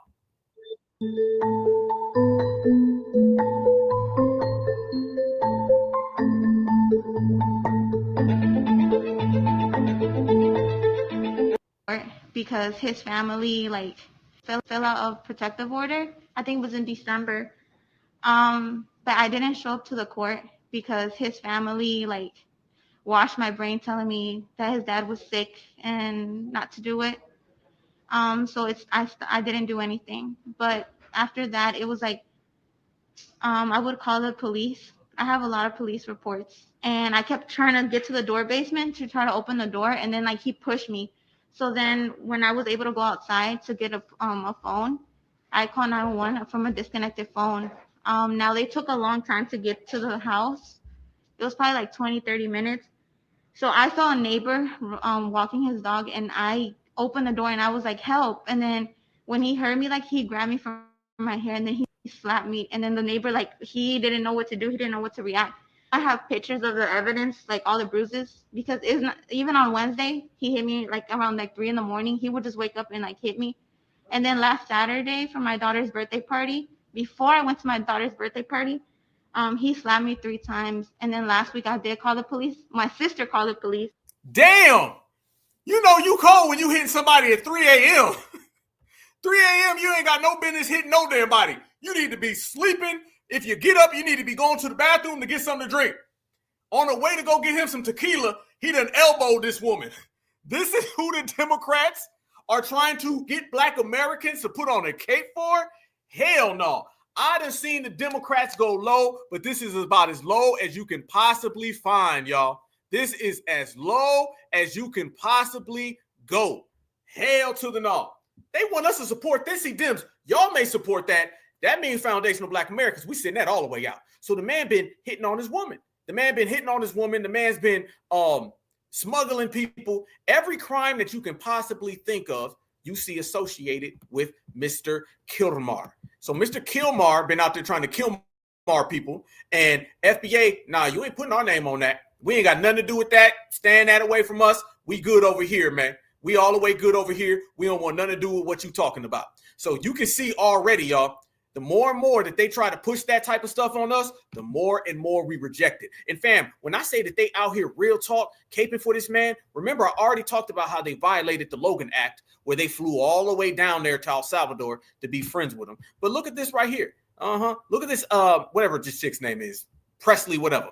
Watch her and a bunch of these other Democrats, how they out here talking about the first 100 days of Donald Trump. But notice how they keep alluding to this freedom fighter, Kilmar MS-13 member. Watch. Donald Trump's first 100 days have been a damning masterclass of cruelty, callousness, chaos, and corruption. Catastrophic for Black Americans. Absolutely. Catastrophic for Black Americans. Now they want to talk Black Americans, y'all. They ain't talking about a Black American with Carmelo Anthony. They're not talking about Black Americans with resources. Look how quick they just jumped off of the illegal back to Black Americans. How the hell you gonna say something's catastrophic? Family, do you know what catastrophic means? They're trying to say it's catastrophic. Ain't nothing about my life been catastrophic since Donald Trump won the election. You better try something else. They said it's been catastrophic, absolutely dangerous for Black Americans. No, what about POC? What about tethers? What about minorities? Notice that they'll get real specific when they're trying to scare you. She said the cruelty, the callousness, the chaos, catastrophic, dangerous. Get the hell out of here. Callousness, chaos, and corruption. Catastrophic for Black Americans. Absolutely dangerous to Black Americans. He has wreaked havoc on the Black community. It's been a complete and utter disaster. Listen to the words. Listen to the words. No, we about to count this out. No. Let's go there, y'all. Hold on. Donald Trump's first 100 days have been a damning masterclass. Damning of cruelty, callousness, chaos, and corruption. Catastrophic for Black Americans. Absolutely dangerous to Black Americans. He has wreaked havoc on the Black community. It's been a complete and utter disaster. Disaster. The most horrific times. Horrific. We've experienced the alphabet of cruelty. An attack on the rule of law. Attack. And the Constitution that undergirds it. We have seen chaos. Chaos again. And cruelty. Cruelty for the third time. Corruption for the second time. Donald Trump be trolling Black people. Trolling. And we're not having it. Trump has launched a full-scale assault. Assault? All this is what they saying about us, y'all. Listen to this. Then they'll turn around and say Donald Trump is the fearmonger. Donald Trump is trying to scare us. Listen to these words. And by the way, these things are always scripted. There's no coincidence that everybody's saying a different boogeyman word. Catastrophic, full-scale assault, cruelty. They're using these words on purpose, fam. Listen to all of this gaslighting that they're trying to do. We ain't scared of none of that. On workers, on families, and our most vulnerable communities. He's gotten rid of DEI. Threatening to take away Medicare. Threatening to close down the education department. Rolling back civil rights protections, trying to erase our history. Now they want to talk about an erasure, but yet they support all of these illegals coming into our communities, erasing us by numbers. We've seen common sense gun laws threatened. Resources have been taken away. Gun laws? What that got to do specifically about Black Americans? What that got to do with us? Most Black Americans support actually being able to protect thyself. Notice this, family. From those things are essential to our well-being. The tariffs he put in place are damaging the economy. They're going to drive prices up, and the Trump recession is going to damage all of us. So you look at his legislative record, it's all about his retribution, trying to get even because Black people did not support him. Black people didn't support Kamala. America is better than this. We cannot afford Trump. We will continue to fight back because Black folks, like the CBC, are resilient. Like always the CBC. have been. Now the CBC want to get Black. Now they want to get Black. Always will be. There you go, right there, family. Don't let these people fool you. Don't let these people, fam. These are con artists. All right, these ain't nothing but a bunch of hustlers trying to hustle people that can't be hustled. This is what it is. These are a bunch of tricks, fam. Nice try. That ain't working. Foundational Black Americans ain't falling for none of that. Purposely putting all that. And then they'll turn around and be like, Donald Trump is trying to promote fear. Donald Trump is the most fearful person. And they're putting words that you'll literally see on posters for horror movies. And I'm not lying. Look at this right here. Look at this one. Look at this one. You want to talk about fear? Look at this. Watch what the dollar store Obama said. This man straight up come out and he said we just all gonna end up DIN. Watch this, fam. This man just got straight to it. He said, nah, I'm just gonna scare him. I need to go ahead and say it. Watch this. of the health care of the American people. It is outrageous that Donald Trump and congressional Republicans are trying to enact the largest cut to Medicaid in American history. They will hurt families, hurt children, hurt seniors, hurt women. Hurt women? You mean like Kilmar hurt his woman and he hit her and slapped her and elbowed her at 3 a.m.?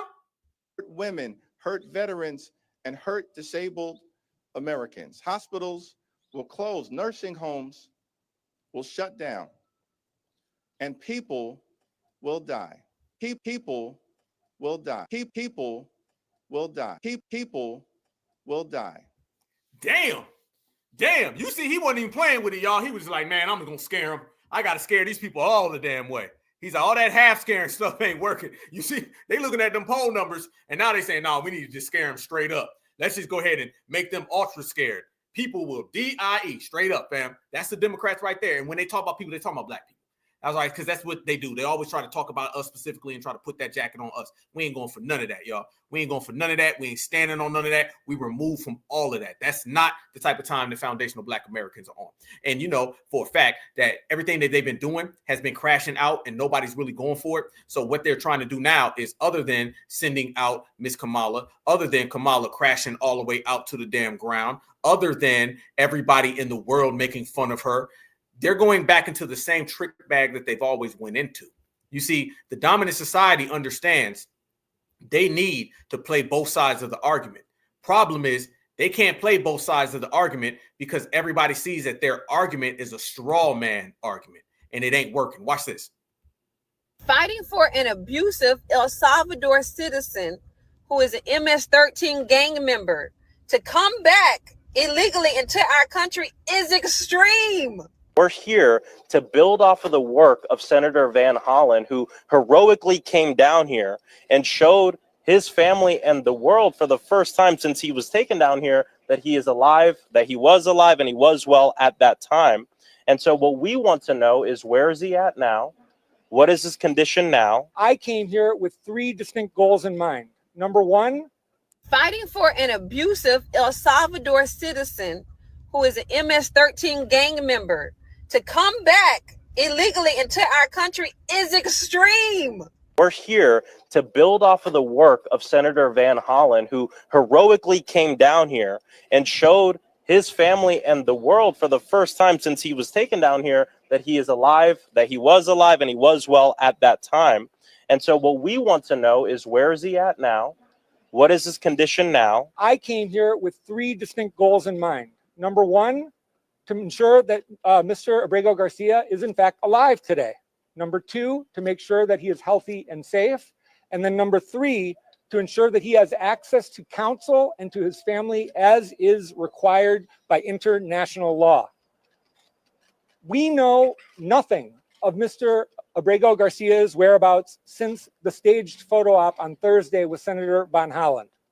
We demand to immediately know where he is and to have access. Always talking about, oh, they're extreme. They're an extremist. They're an extremist. Pete Hegseth is an extremist. Kash Patel is an extremist. Shut up.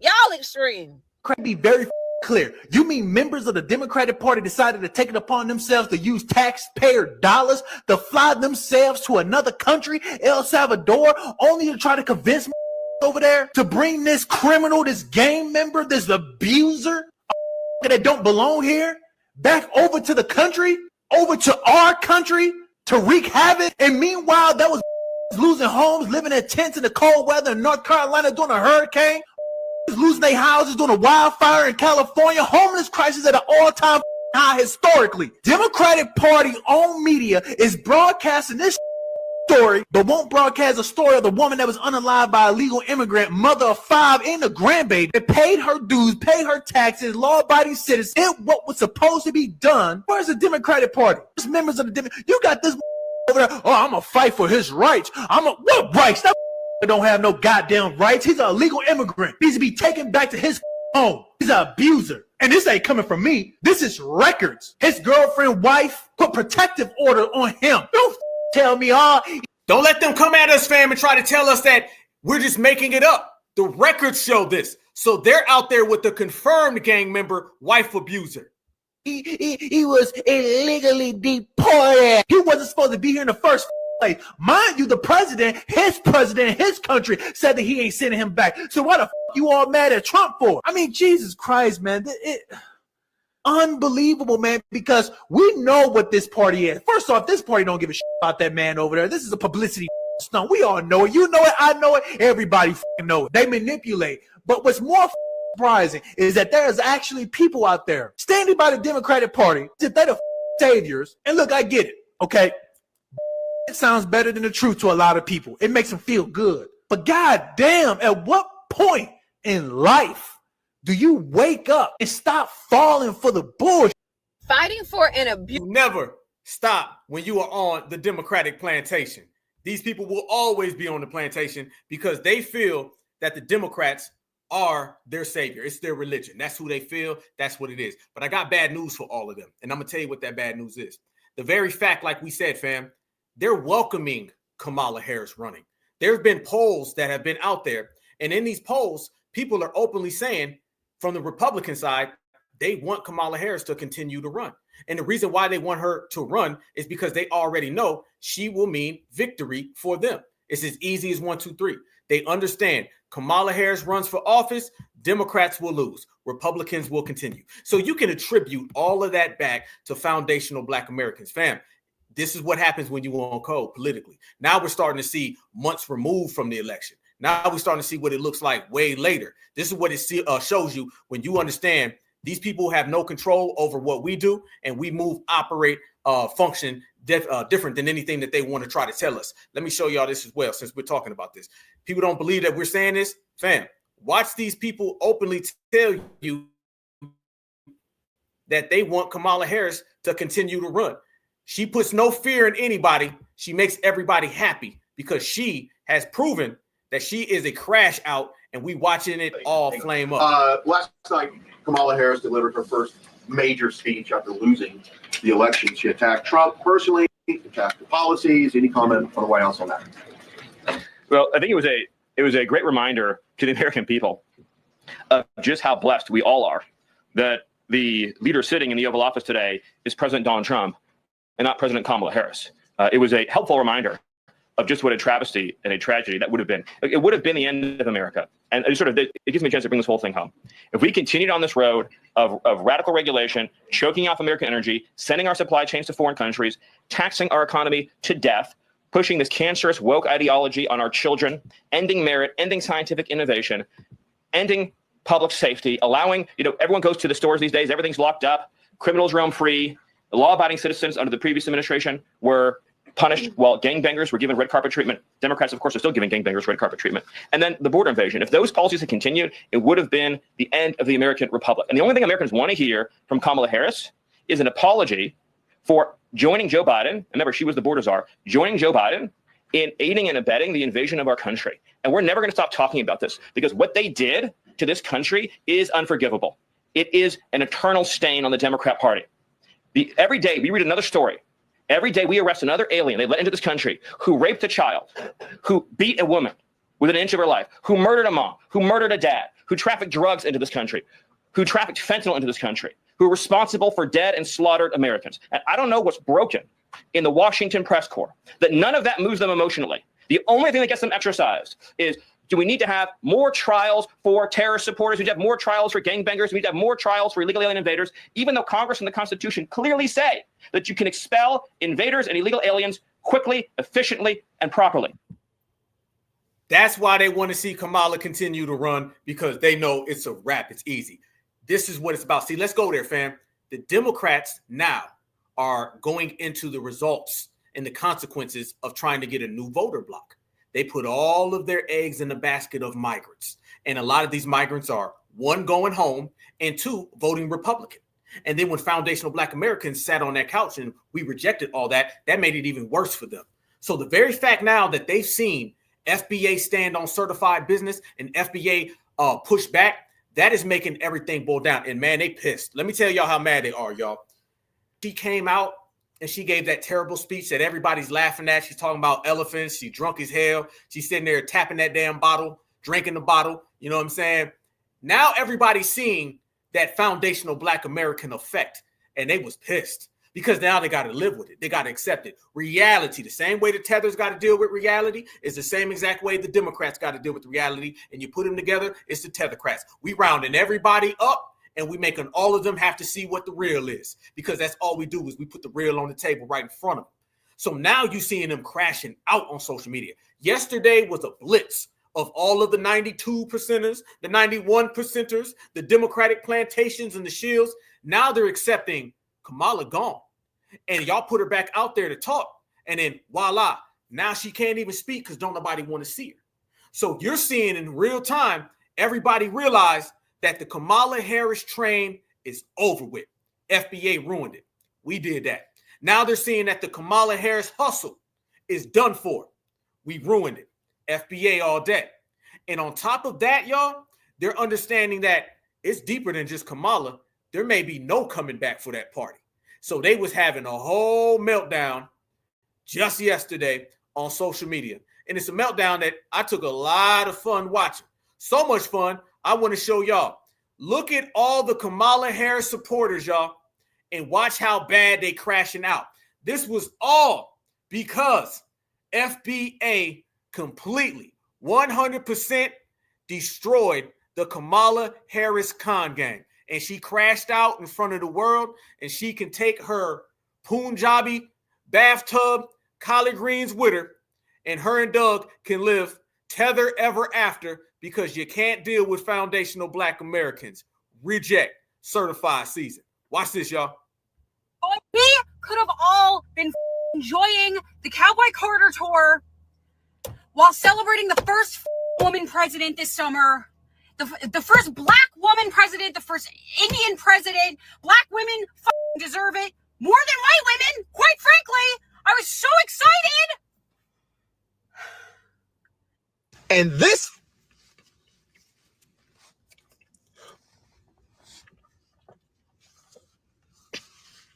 Kamala Harris over the summer, and you know that she was planning on a different show, and now it feels like more like a call. I mean, it was always going to be a call to action, right? And I'm not just saying this because I'm a white lady, right? I'm not saying like, oh, I've just now figured out that it's time to act. Like, of course. It would have been time to act too, and it would have been holding her accountable. But no, instead, this summer we are all gearing up to not have food on the shelves and toilet paper. They came out with an article today. The White House is stocking up on toilet paper and necessities because they know what's coming. So Trump is going to learn to wipe his own ass. So isn't that exciting? And this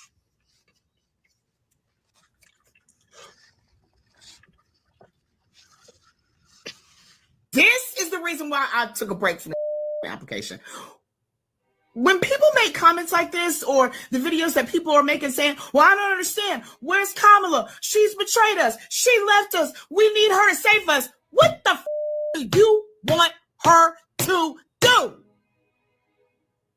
And then when some of you all say, but you know what? I voted for her. But did you talk to your grandmama? Did you talk to your granddaddy?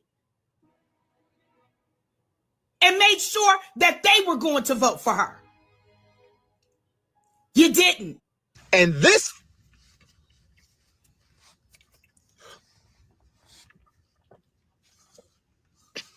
She told us what was going to happen. She ran against this man, and people still voted against her. And me, as part of the Latin community, I've been trying to check my Latin community. But to get on the internet and ask her why she's not saying, to call her a coward, she ran against this man. What more do you want her to do? And this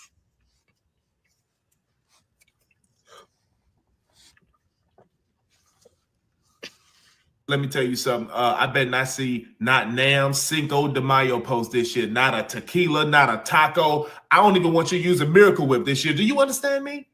Huh? Nothing. It's a wrap. That is all because foundational Black Americans destroyed her career And that's what it is. That's what it's always been. That's what it will always be. We stood on business. We pushed principle, and we pushed her the hell out the way. So yes, Kamala Harris's career is over with. It was over when she said she wasn't going to do nothing for foundational Black Americans. It was over when she took over for Joe Biden. It was damn sure over on election day, and it's especially over right now. So the more they try to pop her out, push her out, she can stay drunk. She can stay out of FBA's business because FBA has already canceled her. Peace out. Goodbye. Checkmate. There they go. So family, y'all already know the type of time and energy that we've been on in getting rid of all these people. All right. We know goddamn well there's nothing anyone can do to try to uplift themselves over our lineage, heritage, and culture. Because quite frankly, we're just too strong for that, right? Certified Foundational Black Americans, we've been moving different. We've been focusing on another level. And the energy that we've been putting forth, fam, is untouchable. And when I say it's untouchable, everybody knows it. Everybody understands and everybody gets the script. The script is that you better stay out of FBA's way or you're going to end up dealing with them receipts. And we got receipts that, quite frankly, they don't want to deal with. They never thought that foundational Black Americans will be going in. They never thought foundational Black Americans would be represented. They never thought that foundational Black Americans would be showing and proving. That's exactly what we are. That's exactly what we've been doing. So like I said before, I don't care where you are, what spectrum you're from. It's certified Black society, and certified Black society always wins. TKO. Checkmate. Look at this right here, fam. This goes to show y'all exactly what we mean. And when I tell you the truth, fam, and these tethers are crashing out, look at this right here, fam. They are crashing out real time. Look at them getting arrested. How many times have we showed a video about a tether getting arrested for stealing, for taking things, putting their hands where they don't belong? Watch this right here, family. I believe this is a Haitian lady. Might be Jamaican. But watch her getting snatched up and arrested and trying to pull that "it wasn't me" game. So like I said, Kamala, tethers, fleers, they all getting that work. Watch this. Hey, stand up for me. Can I call my friend? Yeah, you want to call, but let me put the cuffs on you first and then I'll let you call. No, can you take me outside and do it outside? You gotta go to the office. You have to go to the office. Yeah. Can I go to the office call this, please? Did you have a locker? Yes. Can I call first, please? I'll let you call the office. Is that your phone right there? Sorry.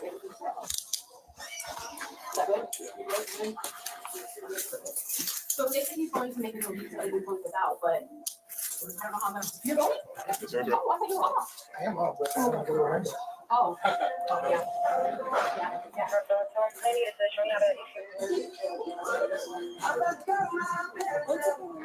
No, I'm taking. Well, someone else is gonna take it. I'm just taking it to the office. What's your locker number so I can get it empty? I don't remember. Can I go short term?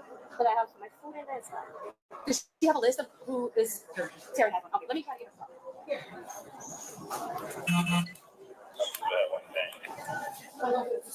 Yep. It's right here. Do you have any other property on you that I can just grab off you? Just your other phone? That's it? I think I have another phone. Another phone? Where's that at? It's in my pocket. Which one? I'm not sure. Oh, it's a shot. Okay. Because I think I want this guy. Can I call my dad on someone else? Oh my god. That's not my phone. That's the one on my phone. This one? Can you take one off, please? I'm not gonna do anything. Can you take one off? I can't. This is gonna be against my policy. I gotta get this phone. You can stand up.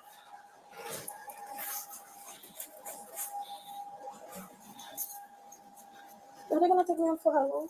I don't know. I don't know for how long they're gonna take you. Oh my god. If I pay the money, will they let me go? I don't think so. Oh my god. And you knew they was going to start crying, y'all. You knew the tears was going to flow. You know it was coming. You see what ends up happening, man. I'm telling y'all.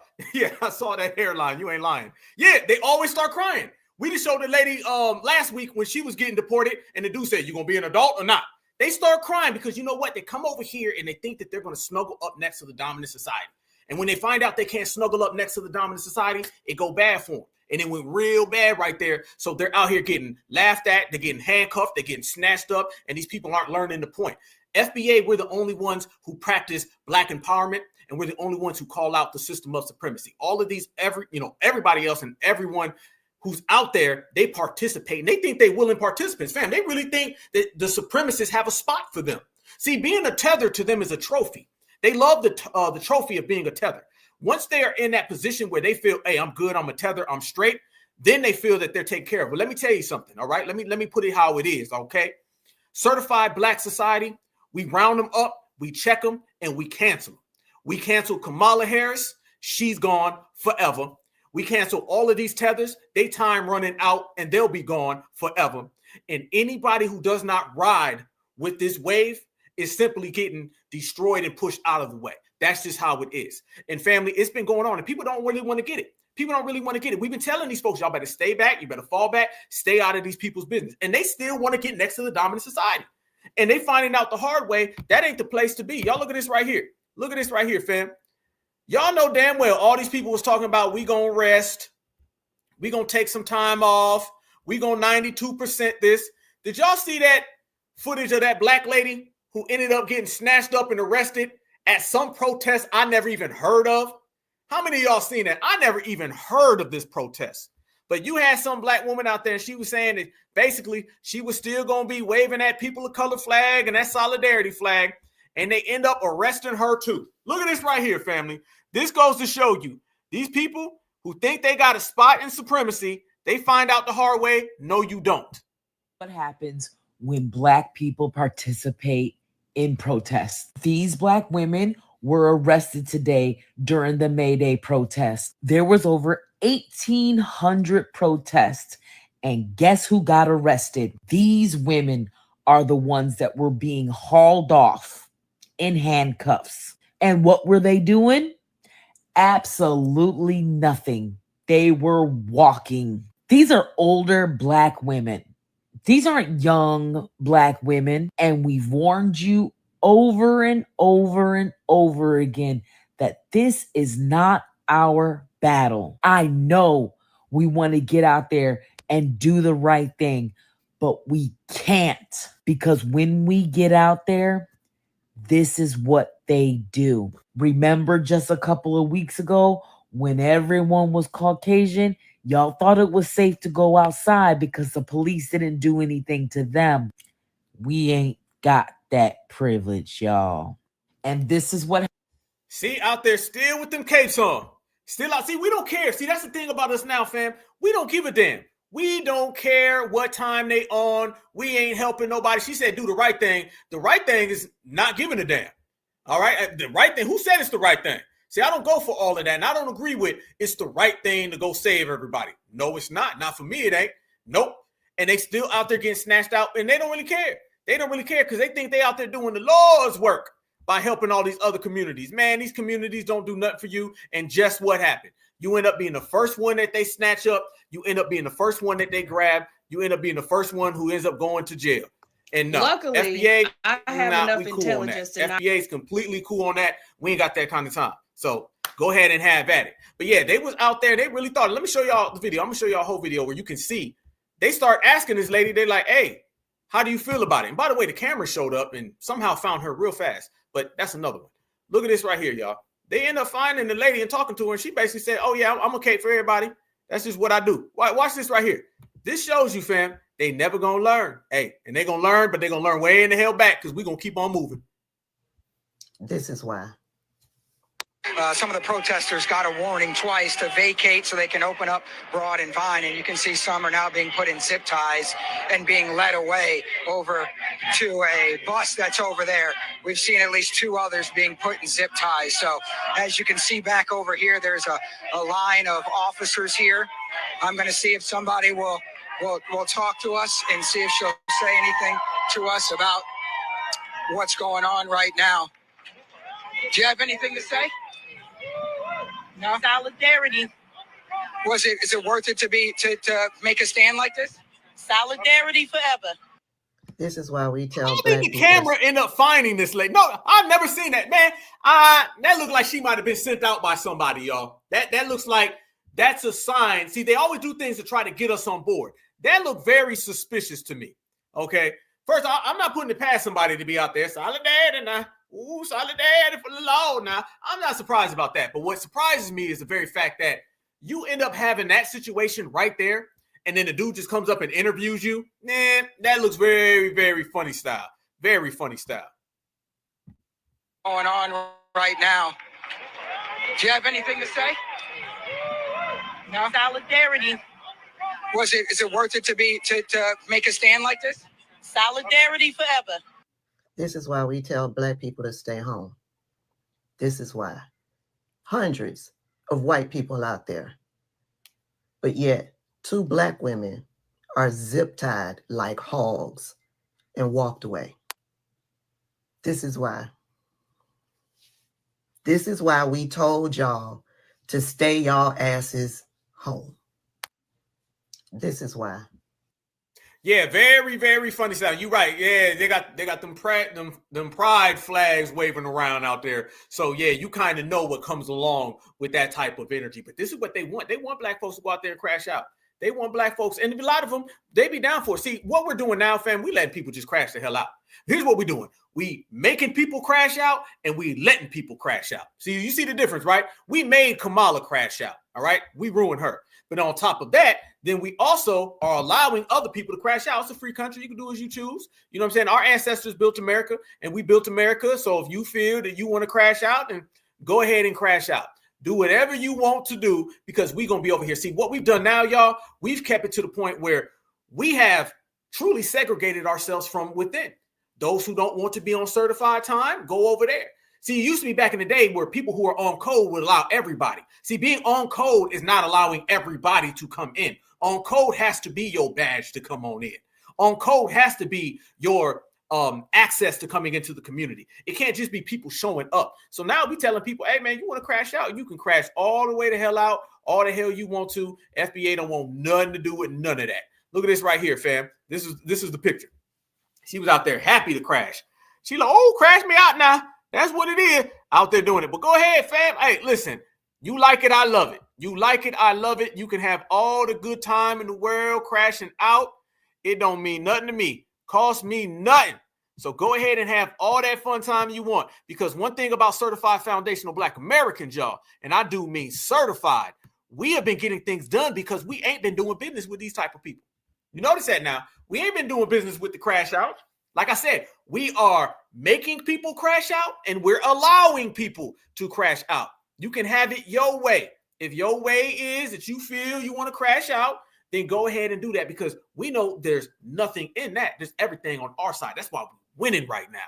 We winning so much, family, that we are setting the precedence for everything going on in the United States. We are really setting the precedence. Check this out, y'all. I'm going to show y'all. And by the way, when we say y'all better leave them folks alone, let's go ahead. I'm going to have to come up with a name for this segment, okay? I guess we're going to have to call this like the Mayo Maniacs or something, because more and more FBA standing on business, everybody's in disarray. Look who's in disarray right now, okay? You can start all the way up in the political world. The Democrats and the Republicans are getting checked up right now by FBA. FBA got a lot of them with uncertainty. They don't know what to do.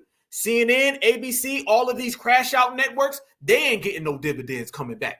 The tethers, they crashing out. You got people selling each other out left and right. Again, foundationals are the only ones standing on business while everybody else is falling face first.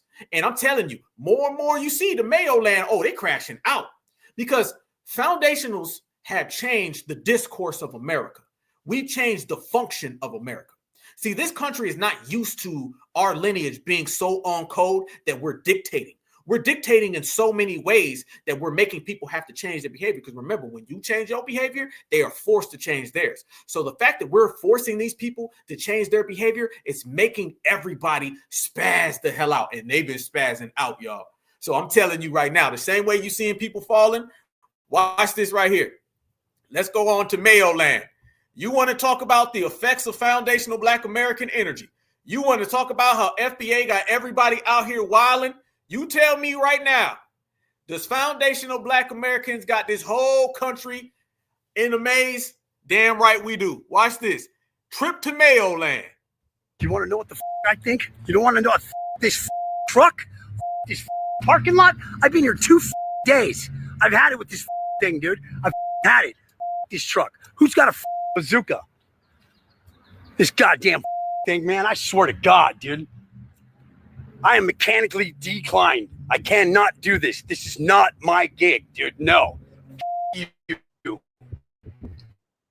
I hate this thing, man. I've had it, dude. I've been in this parking lot for 2 days, dude.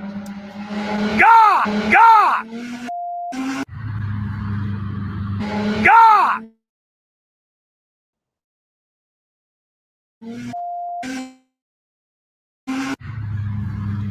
You should feel guilt. You should have regret and cry and feel guilty all the time. But you don't. You don't. And that means that you're a sociopath. How are you in a Hey guys, Brittany here. I'm a mess. I'm not doing good at all today. I'm like really angry and splitting so much, and I'm just like, I want to go back to bed, but I have to work because there's some like money I need to make, and I have a horrible headache, and I just can't stop splitting.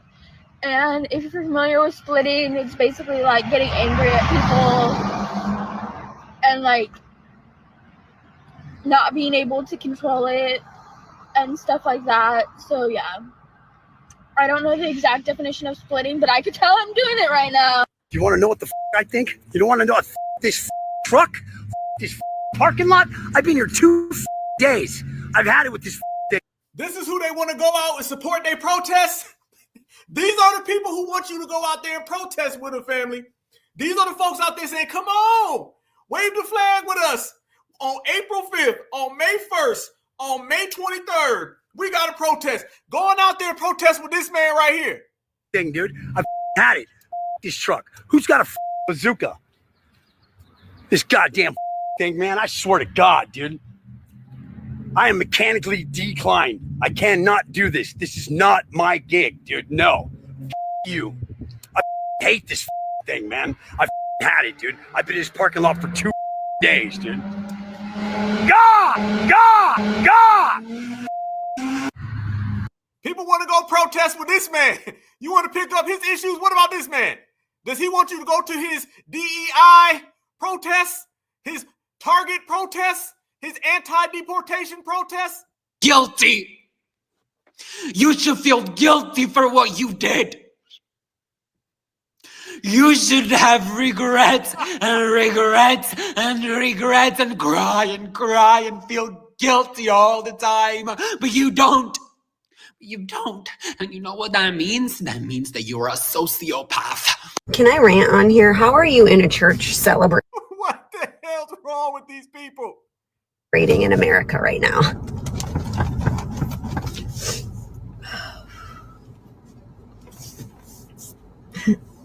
Hey guys, Brittany here. I'm a mess. I'm not doing. That's an understatement. Yeah, fam. These are the people that they want us to go out there and protest with.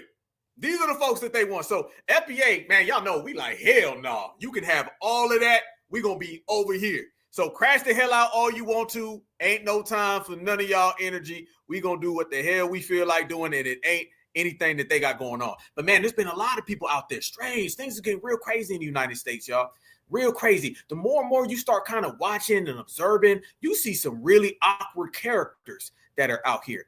And it's got kind of bad in a lot of ways for a lot of different people. Let me show y'all this right here. How many of y'all seen that situation? Did y'all see where that crazy lady down in Florida, she ended up arrested? She dressed up like an ICE member, and she ended up arresting her ex-husband's new wife. How many of y'all seen that?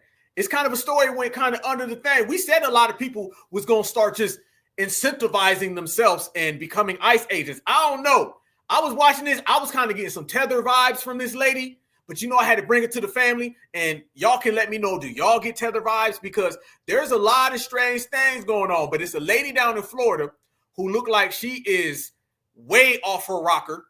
She ends up dressing up like an ICE agent, and she arrests her ex-husband's wife, who's a Mexican. I don't know. It's crazy. Only way I can show y'all. Y'all ain't see it? Let me show y'all. Check this out right here. This is what's popping in these streets, fam. These people are absolutely insane in the United States. Enjoy this, and then y'all let me know, do y'all get Tether vibes from this crazy lady? Watch this. Guys, this story is absolutely crazy. So it takes place in Panama City Beach, and there was this woman that was at work in early April. So she's saying that while she was at work, there was a person that came in and said that they were an ICE agent. So when this person came into her job, they had the sheriff's badge, they had the ICE agent shirt, they had a walkie-talkie, and she is in the process of becoming legal. So she thought all of this was legit. So this person, they came in, they told her, look, I'm an ICE agent and you need to come with me. So the ICE agent told this lady that she was in some type of trouble. Now she forces this lady to get inside of her car. And when she gets inside of the car, the lady is like, look, I'm about to call my husband and my lawyer. But the ICE agent then snatches her phone. So now this lady is like, okay, something is not right about this. So the ICE agent drives this lady to an apartment complex where she gets out and lets her know that she's going to get other agents. But y'all, once that agent gets out of the car, that lady makes a run for it. So she ends up finding a neighbor out there that allows her to use the phone. And she calls her husband first, and her husband is like, you might want to call the police. The husband tells her that that lady that you described sounds exactly like my ex LaTrance Battle. So now this lady is confused, but she calls the police. She tells police what's going on. Y'all, that's when they put everything together and they determined that this lady was never an ICE agent. She was this woman's husband's ex-girlfriend. So the lady who posed as the ICE agent is 52-year-old LaTrance Battle. And LaTrance used to date that lady's husband. Now, the husband told the lady that he dated her a while back, but he ended up having to get charges put on her because LaTrance would not leave him alone. Y'all, which is absolutely crazy.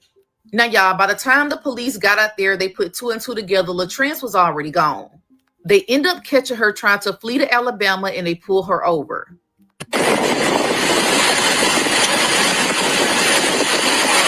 Open the door!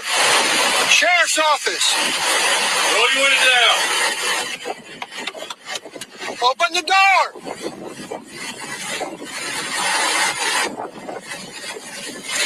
Yeah, I'm gonna put my car in. Step out. Step out. Turn around, face your car. So LaTrance, she's arrested. She faces charges on posing as an officer, and she also faces kidnapping charges as well. But y'all, I'm scratching my head and wondering, what was she going to do with this lady? You drove this lady to your own apartment complex. We later find out that LaTrance lived out there where she went. What was your plan after you kidnapped her? And y'all, I also want to know, how long ago was it that you dated that man? Because for him to be married to a whole nother woman, how did you find out where she worked? How did you even know who this lady was? Ooh, child. Y'all seen that lady pretending to be ICE? Done went to this damn girl job and tried to arrest her. She about to take her back to her country. She must was Mexican or something. But when I went and looked at her page, she looked like she crazy. That lady looked crazy as hell. From her TikTok to her Facebook, she looked like she lost her goddamn mind. She was even talking to herself in the comments. Maybe she gonna get off on, because she is crazy. She went and abducted this lady, said she was ICE. When they heading to where she supposedly said she can take this girl to the sheriff's office, when they driving, old girl was trying to call her attorney. Shawty snatched that goddamn phone out her that store on the south side. Fam, look at the lady in the back right here dancing. This is the lady in the back dancing. She off her rocker, y'all. Oh, we about to break this down. But she looked like she lost her goddamn mind. She was even talking to herself in the comments. Maybe she gonna get off on, because she is crazy. She went and abducted this lady, said she was ICE. When they heading to where she supposedly said she can take this girl to the sheriff's office, when they driving, old girl was trying to call her attorney. Shawty snatched that goddamn phone out her that store on the south side. Baby, and I think she pulled over somewhere or something like that. And when she pulled over, old girl got the hell on. Shawty crazy. Guys, this story is absolutely crazy. Goddamn right. Family, certified. What the hell going on in the United States? What the hell did we just see? I'm telling you. What kind of vibes y'all getting? Was y'all getting tether vibes? Because I seen some tether vibes. Matter of fact, hold up. Let me show y'all. Yeah, the trans. I was thinking the same thing. There's some real transformer vibes, perhaps. But yo, I need y'all to let me know, because check this out. I ended up seeing a video of her, like a regular video of her talking, and it's crazy. It's insane, y'all. I'm like, this person is off her rocker. She's really off her rocker. Let me pull this up. I'm gonna get it for the fam. She's so off her damn rocker, fam. It's crazy. But let me show y'all this right here one time, fam, because I done seen some things in the United States of America as of late, but that one damn near take the cake. And they keep saying, well, what was she going to do when she got her back in the house? She about to murk her. That's what she's about to do. She's about to murk that woman. She wasn't going back to the house to play no games. That whole story almost became different. Had the person not got out that damn car, yeah, it was about to get very, very serious, very, very real. So, yeah, I'm going to go ahead and double check on that one. Let me see this right here, though. Let me see if I can pull it up because I got more stuff I want to show y'all. Check this out. Here we go. If I could find it. Here we go. Let me see if I can get it because there's a video of her actually out there talking. And I'm telling you, she just is crazy in the video. And, you know, down there in Florida, you do got a lot of those like Haitians where they kind of act like they FBA a little bit. So I don't know her whole background. Let's say, yeah, Latrans is trans. Look at this right here. Watch this, fam. Okay, Latrans got a message for everybody. Hold on. Here we go. Latrans says she got to say hello. This is the lady right here. Her TikTok is insane, y'all. It's crazy. Hey, I'm always at work, guys, but I got a story to tell. This story right here. Hold up. I was counting. Okay. Where I'm from is, anybody know me and where I'm from? When we say, go buy Shell, people like, here. What the fuck is that? People like, here. What the fuck is that? What's up? Hey, I'm always at work, guys, but I got a story to tell. This story right here. Hold up. I was counting. Okay. Where I'm from is, anybody know me and where I'm from? When we say, go buy Shell, people like, here. What the fuck is that? What the fuck is that? What the fuck is that? What's a fucking Shell? I'm learning. Man, I'm telling you right now, I don't know what vibes y'all get, but I definitely get crazy vibes. Crazy. Yeah, a lot of them Haitians be doing that down in Florida. You know what I'm saying? They be like, I'm from the South. Yeah, I mean, kind of sort of a little bit. But yeah, fam, that right there is kind of wilding out. Like, you seen that right there. So I think in real time, man, I think that person, she was about to murk that person. So yeah, they got that one up out of here real fast. But that's what's going on in America, fam. You don't know. And a lot of times, see, I'm not even going to put that on no type of nothing, because that right there is just a whole different angle, a whole different vibe. That is, either way, that damn show ain't no certified vibe. That's just ain't.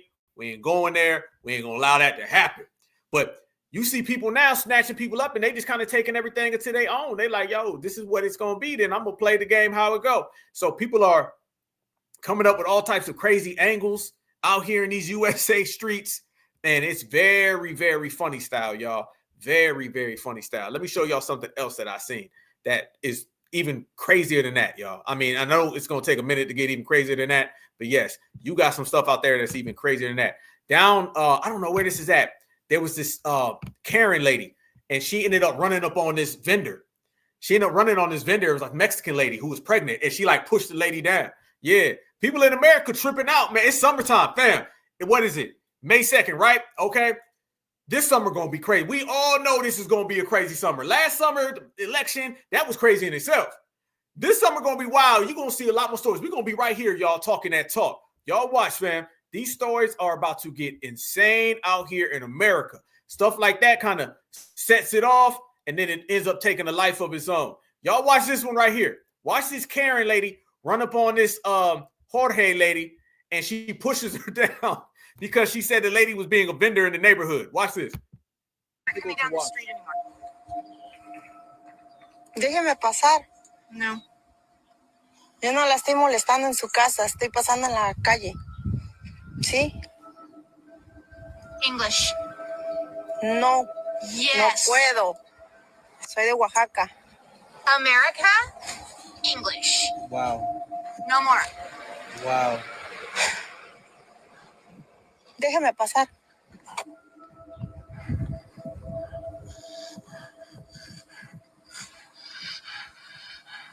¿Me puede dejar pasar, por I favor? don't give a shit. No entiende? And I don't care. No, Wow. yo no la estoy molestando, señora. I told you not to come down the street anymore, and I meant it. You bring down my property values? No. No. What? Wow. Go, go, go, go, go, go.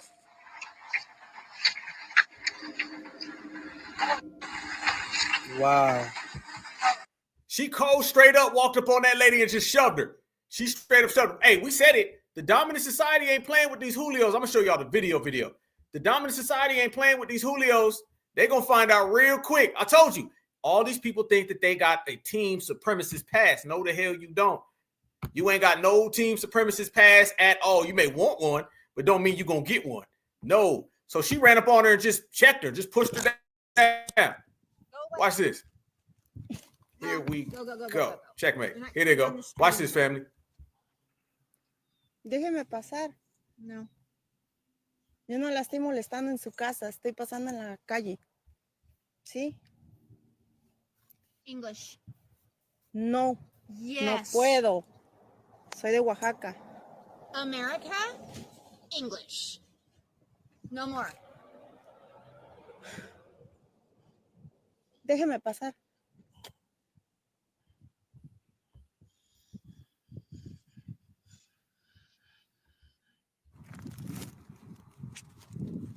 I told you not to come down the street anymore, and I meant it.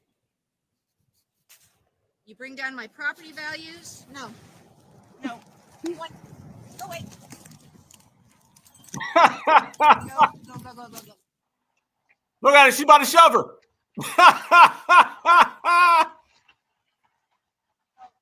You out here getting checked by a Karen. Go, go, go, go, go, go.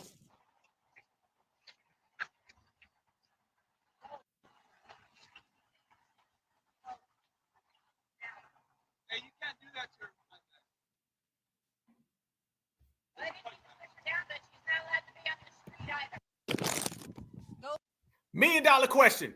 How come these people always get checked by these Karens and they don't ever do nothing? Y'all ever notice that, family? These Karens be running up on these. It's funny how all the smoke that these people from these other communities have when it come to FBA, but they don't never say nothing to these Karens. These Karens be just dog walking them, and they just be taking it. They just be taking it. They don't never say nothing back. These Karens will run up on them and check them. Sisters check them. You would never do that to no sister. It's going to go very, very, very bad for you. But these Karens just run up on these folks, and they just let them do it. They just let them do it. They're like, okay, cool. Because deep down inside, that's who they want to be. That's who they think they are. So Karens be out here just mollywopping them. Just ran up on her, just pushed it. By the way, that lady was pregnant, by the way. So she just ran up and pushed the pregnant lady, and they ain't say nothing. They just like, well, you know, stuff happens. You know what I'm saying? Because she know better. She ain't never going to come after no Karen because Karen going to put her in her place. And they don't really like that at all. And quite frankly, it's just what they got to deal with. And speaking of people getting dealt with, as we say these tethers are getting dealt with, family, they are, yeah, exactly. Them Karens be running up on these damn Jorge's and Pedro. They be running up on the men. The men don't do nothing. So what does that tell you? But the more you start see what's going on in the United States, family, is, like I said, the FBA G-check is in prime season. Okay, prime. The FBA G-check is coming, and it's regulating something serious, right? So you've been watching Foundational Black Americans regulating everybody, and Foundational Black Americans really being thorough. So you've been seeing people come out, say a lot of things, but they don't realize that all them, they in trouble. They in trouble. They got a lot coming for them. Let me show y'all this right here. All this talk right here about the cease to exist. All this talk, fam, these people running their mouth, talking reckless, disrespecting the lineage. Okay, your time is up. Watch how we done went down the Pedro era. Now let's bring it on back to these wannabes. Watch this right here, fam. They've been thinking it's sweet to come out here and disrespect.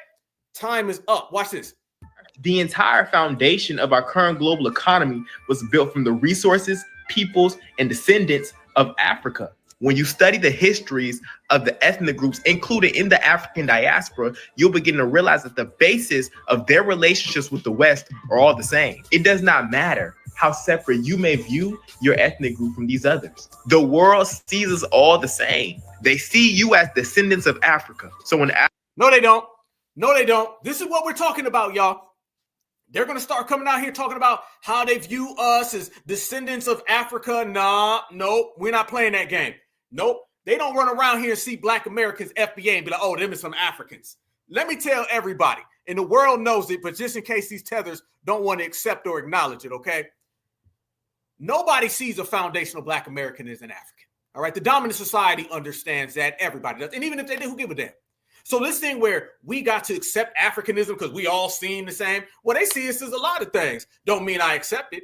They see us as the N-word. They see us as putting ropes around our necks. They see us as a lot of things. So be cautious on chasing what everybody sees you as. And then nobody sees us as that in the first damn place.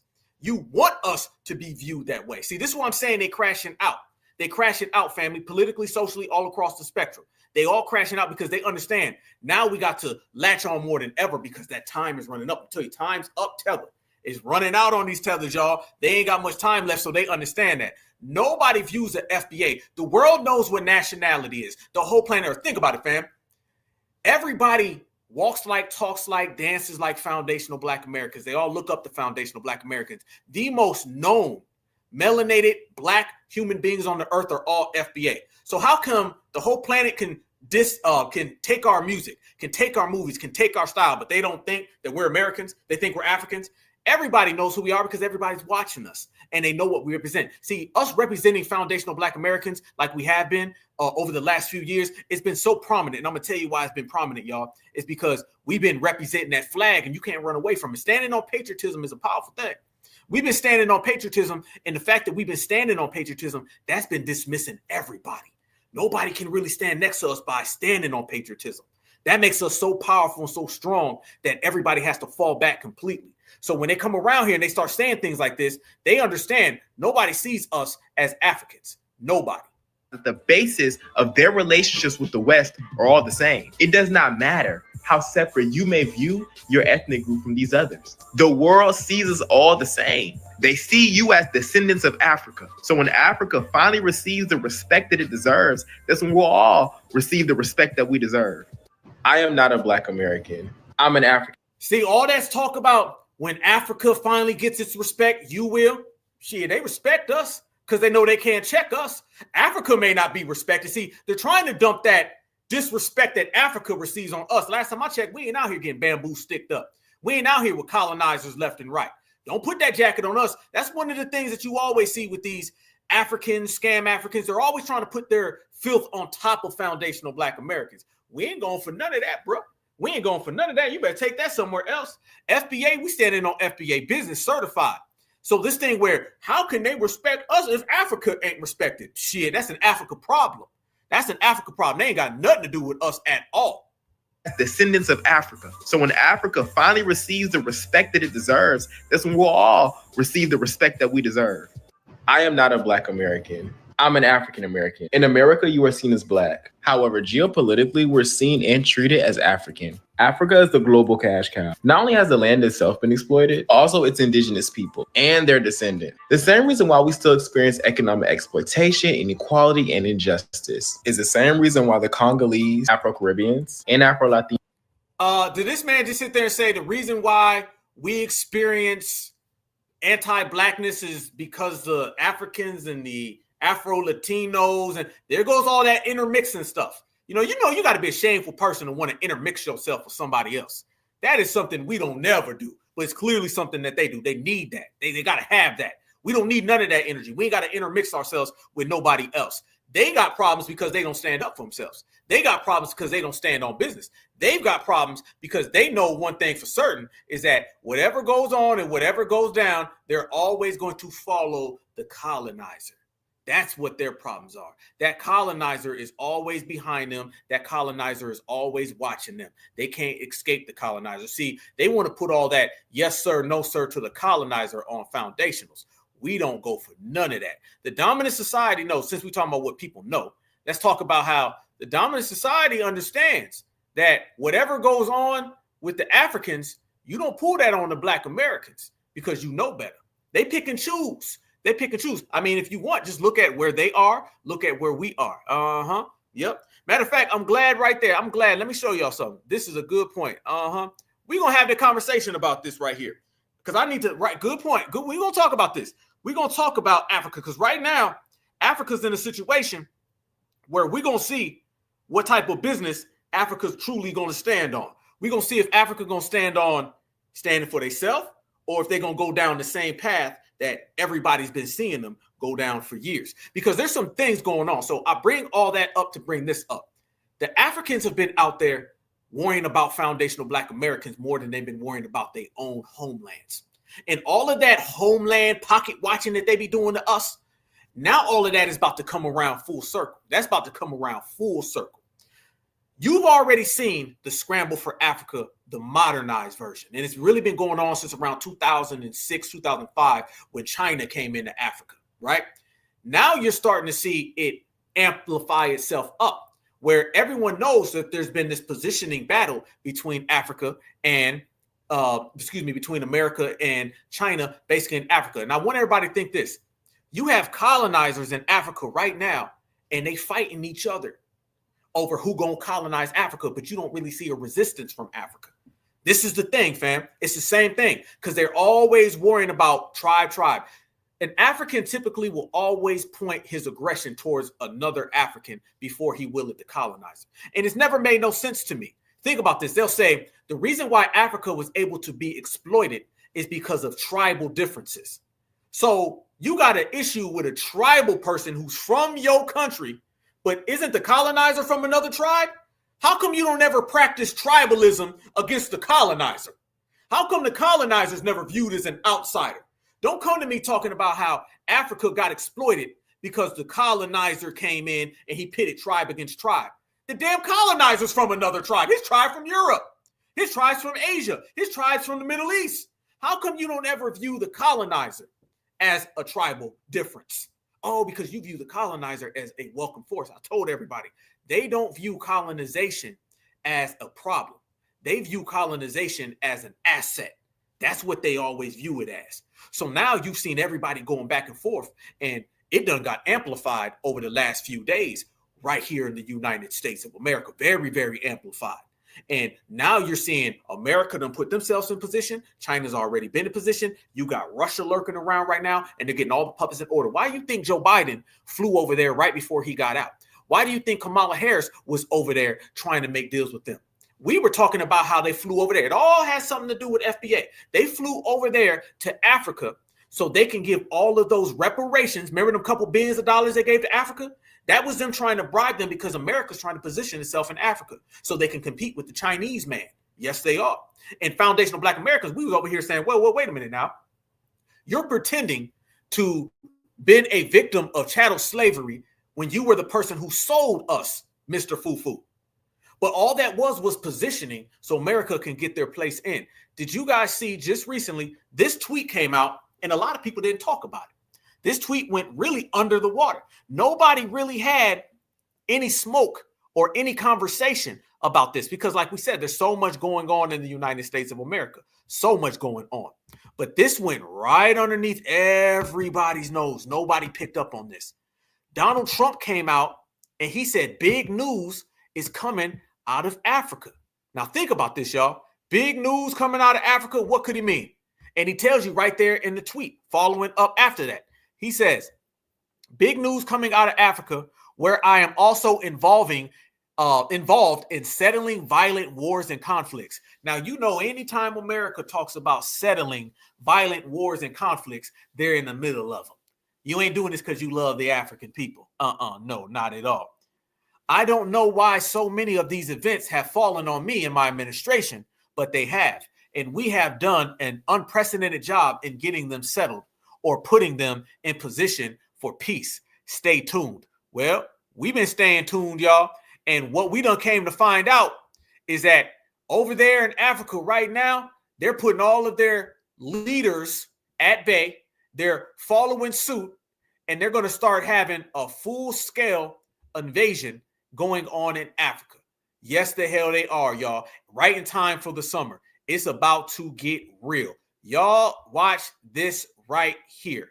And I'm going to show y'all the characters at play, how things are being moved around. And I expect something serious within the next 2 or 3 months. Have you guys seen what's going on between these two? This is Alassane Ouattara. He is the president of the Ivory Coast. In the Ivory Coast, they have been accused of a failed coup attempt against Ibrahim Traoré. This just happened last week. And this is General Langley. He called out Ibrahim Traoré by name. Some people say it was a smear campaign. And believe it or not, these two have teamed up. You can see Langley, he went to go visit the Ivory Coast to meet the president. And they're even taking a photo shoot together. You can see Langley sitting on the couch with the president. This is all very public. There's no secrets behind their relationship. Langley even got an award during this visit. Do you guys think these two are plotting something? It seems a little odd. They met up shortly after all that stuff just happened to Ibrahim Traoré. I don't think that's a coincidence. Oh, they are mad now. Now we've heard that they want Burkina Faso's leader, Ibrahim Traoré, out. And AFRICOM General Langley is accusing Traoré's government of diverting Burkina Faso's gold reserves for personal security rather than the welfare of the people. Let's be honest, is it really the people they're worried about? Or the sudden loss of access to West Africa's vault? Because for those of us paying attention to West Africa's glow up knows that Captain Traoré's first move after claiming leadership was reclaiming Burkina Faso's sovereignty over its natural resources by revisiting old mining contracts and letting foreign investors know, whether in Australia, Europe, or North America, that if he didn't like the new terms, the door was right over there. See, he isn't acting alone. You got the Sahel Alliance going on. Obviously, the leader of Burkina Faso, Abdelrahman Chiani of Niger, and then you got Assimi Goïta of Mali, all making the same power moves, kicking out foreign bases, reclaiming their natural resources, building self-reliance. So why are foreign agencies laser focused on Ibrahim Traoré? It's because he's a young African leader influencing Africa's youth, which is the largest demographic on this planet. And that's a huge problem. He's not talking under the table. He's making it clear that Africa's poverty is manufactured, and it's resonating a lot with everybody, especially the youth who are fed up with how things are. And instead of him being a quiet leader in the corner, he's being seen as a symbol and a catalyst for revolutionary change. And that's the reason why they need to silence him by unnecessary means. All right, man, let's get to it. So it looked like U.S. General Langley has landed in Africa, specifically in the country of the Ivory Coast. The enemy is in Africa. Traitor Langley landed in Ivory Coast as of the 25th of April, 2025. He is in Ivory Coast, which is a neighbor to Burkina Faso. Ivory Coast has been accused by the intelligence of Burkina Faso of having a hand in the last attempted assassination of Captain Ibrahim Traoré. Now, as you can see, France and the United States and Ivory Coast have a real close relationship. So it's already been alleged that the last assassination attempt on Ibrahim Traoré was orchestrated by the Ivory Coast government. So as you can see, they playing a big role in what's going on when it comes to this AFRICOM situation and it comes to what's going on in Sahel states. We cannot allow history to repeat itself so many times. Africa, this is the time to protect our leader. People of Ivory Coast, people of Burkina Faso, the people that want right for Africa, help protect Ibrahim Traoré. They want his head. Woo-hoo-hoo-hoo-hoo. All right, fam. Question. Y'all think Africa gonna stand on business? Y'all think they're gonna stand on business? Let me Ibrahim Traoré. I can't pronounce his name all the way, excuse me. Okay. They really, at the end of the day, they want him because he's representing a more anti-colonialism. He's representing more African independence. But we know what always happens to anti-colonial leaders in Africa. You see all the Africans teaming up. Look at it right there, fam. You see it right there. They want him. You said no. A lot of people feel that this is it right now. This is the moment for Africa. All of the Africans who've been talking about foundational Black Americans, all the Pan-Africans, now they're going to have to atone. Now we're going to see what's really hitting for. You said nope. You said nope. You say nope. Okay. Yes. Okay. Now is the time. We're going to see. We're going to see right now how it's going to play out in Africa because they're not playing. This is real. Now you're dealing with who going to get a piece of that African pie. Everybody wants it. Everybody wants that. The minerals and the resources. And you got China over there. And then you got the United States families. 2025. They've been doing this back and forth with Africa for about almost 20 years now. It's been about 20 years. You know what I'm saying? It's been 20 years since China's been building up. Everybody's been known this. See, there's nothing new under the sun.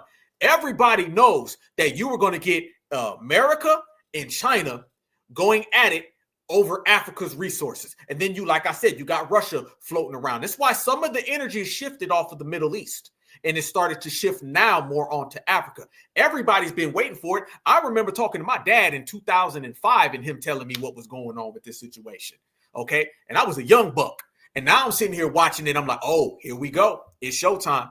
So a lot of people see it. Yeah. You're already seeing what the African leaders are selling out the African people. Why is it that the independent African who's always with African interests first, they're always an outsider?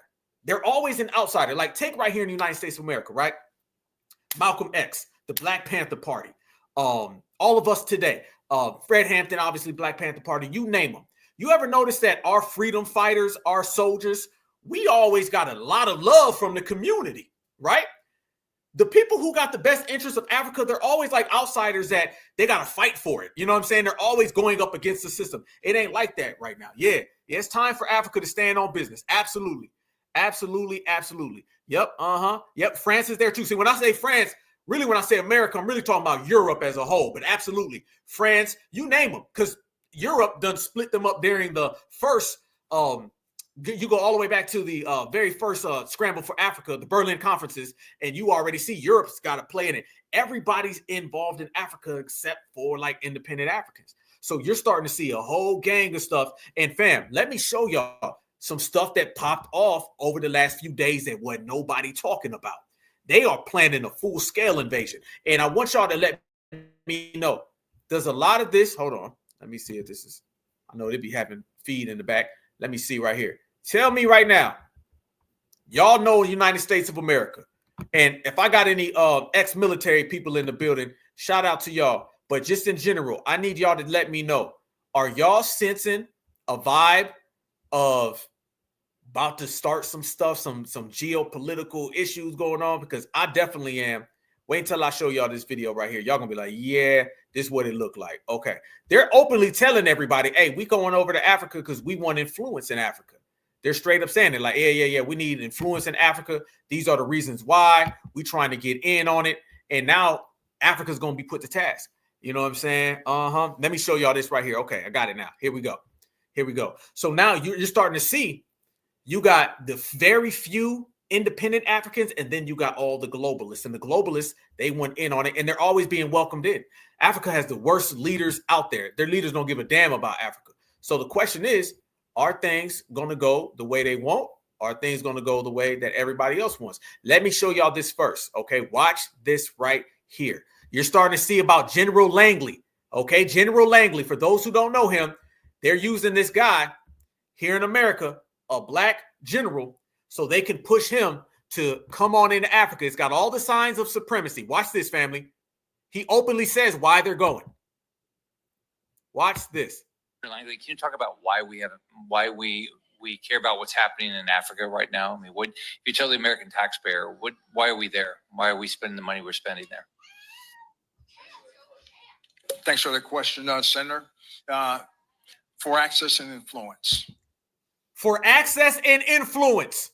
He straight up said, why are you going into Africa? Why do we want to go into Africa? And the man told you, for access and influence. Last time I checked, that is called controlling the politicians, which means controlling the people, which means minerals and resources come right to our pockets. Sounds very much like Iraq. Sounds very much just like Afghanistan. Very simple, y'all. He straight up told the world. In Africa right now, I mean, if you tell the American taxpayer, why are we there? Why are we spending the money we're spending there? Thanks for the question, Senator. For access and influence.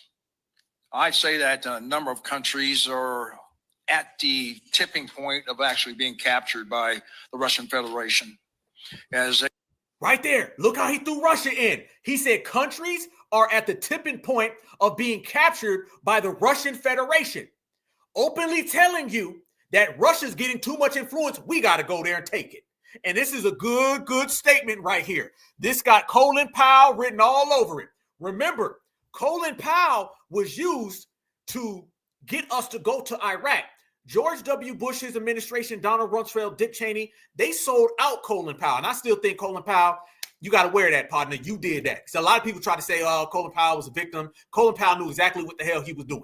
They always love using the black guy because there's credibility with black people, all right? They understood George W. Bush could not use himself to get us to Iraq. He couldn't use Donald Rumsfeld. He couldn't use Dick Cheney. So they said the only person in our administration with respect in the streets is Colin Powell. They came up with all of those lies. They gave him to Colin Powell. Colin Powell go gives that famous speech. Next thing you know, we're in Iraq. And it was all as a lie. And the next thing you know, Colin Powell turns up and he's a Democrat until he passed a few years ago. He was used as a political prostitute to get America to go to Iraq. And the George W. Bush administration did that to him on purpose. They did it to him on purpose. Easily they did. And this is what you're seeing again, fam. They're using this guy to bring that credibility that black people have. There's a credibility with us. There's a credibility with black folks. It don't even matter. They see black folks and they say, okay, let's use them. We can see what we can get from them to go on in. And it'll be all cap. They'll tell every lie in the book. Colin Powell was lying. This guy, he's lying, but he's telling the truth. He's lying if he says we're here to help people. He's telling the truth when he says access, because that's what they want. He's telling the truth when he says Russia's getting too much of a stronghold. It's about to go down in Africa. And with all the things that are going on domestically in the United States, it's kind of being missed. See, when typically in the United States, we're going to have administrations that are going to be domestic or they're going to be abroad. If you guys remember the war on terror, everything was about outside of these borders. Every time you turned on the news, they was talking about outside of the United States. They didn't really talk about what was going on inside of the country during that time. When Obama was president, it was more domestic. Black Lives Matter, the police harmings, it was everything inside because of the anti-black racism.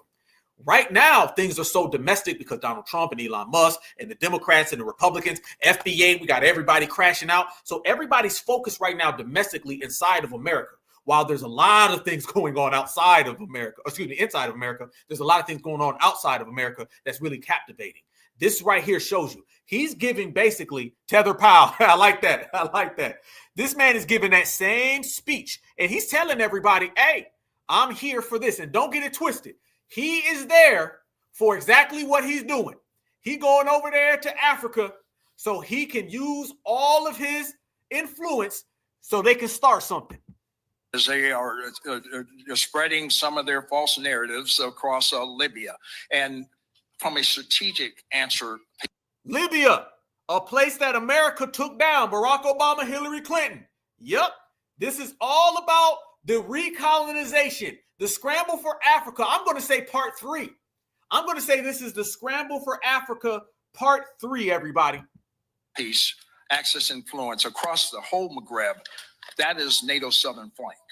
We need to be able to maintain access and influence across the Maghreb from Morocco all the way to Libya. The PRC and Russia are also remaining exploitative where possible and coercive. Russia's also remaining exploitative, basically saying, so are we. When you say they're also doing this, he's saying we are too. And the African leaders are going to sell out Africa again and allow this man to bring in the United States of America's military might so they can go on and take everything out of Africa. Africa is about to get ransacked. When necessary, they want that ground. They want power projection capabilities. So for the most part, the rest of the continent is also for mining concessions, whether it be gold or rare earth minerals. Both of them have a long-range plan. Woo! But I think at the accelerated pace, Russian Federal gold and minerals. He taking it further than Colin Powell. Colin Powell at least was making up lies. This man is straight up saying, oh no, we're going for this. He said gold, minerals, exploiting, access, influence. And the problem with all that is that there's other nations and they're over there doing the same thing. And America can't have that. So it's about to go down. Federation is really trying to take over Central Africa as well as the Sahel. So, Senator, right now, China has a plan, a long-range plan, but they're coming in with their Belt and Road initiatives. But I think they do have global aspirations for a security construct to get a decisive advantage over the United States. We need straight up. China has a plan, and they got access, and they got something longer so they can get an advantage over the United States. Fam, first off, let me say this right now. There's so many things going on with this. Let me break this down. Family, first off, why in the hell are we sitting here talking about Africa and we ain't talking about Africans? First off, don't allow none of these people to come tell us to go back to Africa. You're hearing the world powers talk about Africa on their turf, and they're not even present. China, America, Russia are in Africa's hood. They on your block talking about, yeah, I'm going to take that house. I'm going to get this rail. I'm going to take that road. And diamonds are coming over to me. It's always somebody else in Africa talking about what they're going to take from Africa, and the Africans ain't even present. This is why Africa, and a lot of y'all don't believe Africa's ever going to stand on business. What has changed? Family, this ain't no different than the Portuguese, than the French, than the Germans, than the British, all talking about how they was going to get influence in Africa way back in the 1860s with the Scramble for Africa and the Berlin conferences. How are you having the same thing? Only difference is it's China, Russia, America. And they're all talking about stealing from Africa. And Africa's just sitting there like, yeah, okay, cool. Let me tell y'all something. We can say whatever we want to say about the United States, but I'm going to use America as a metaphor. Do you think you'd ever have China, Russia, and say Saudi Arabia talking about America the way China, Russia, and America is talking about Africa? Do you think anybody's going to have a meeting or a conference and talk about coming to America and taking everything that we have and just dismissing us like we're not even in the room? You think anybody would ever have that? Power displays itself. Power shows itself very clearly, okay? Power is having the might to not allow people to talk about coming in your house and taking your stuff without knowing there will be consequences. This is all wrong. This is all wrong. This should never be going on like this. This should be completely different. This whole conversation should be, oh, we not going to do that because Africa as the biggest continent ain't going to allow it to happen. This conversation is all twisted. See, we as foundationals, we can't even wrap our minds around the way this is playing out. You know what I'm saying? We really can't. These people are sitting here talking about going to Africa and just taking it. And everybody has those conversations about Africa. Everybody has conversations about going to Africa, taking things from Africa. And the African presence is just whatever. You don't hear any talk of consequences. You don't hear any talk of independence. You don't hear any talk about repercussions or resistance.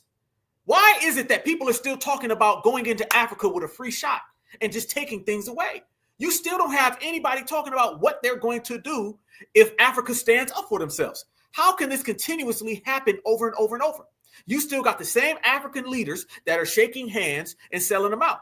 You're talking about an antiquity and a modernized history of African leaders selling out African people for the colonizers. The same way that you sit there and you see all of these people from the Ivory Coast, Nigeria's plugged in, Ghana's plugged in, the same way they're over there shaking hands with all of these Americans and Chinese men and Russian men, that's the same way that they were shaking hands with them when they were selling us.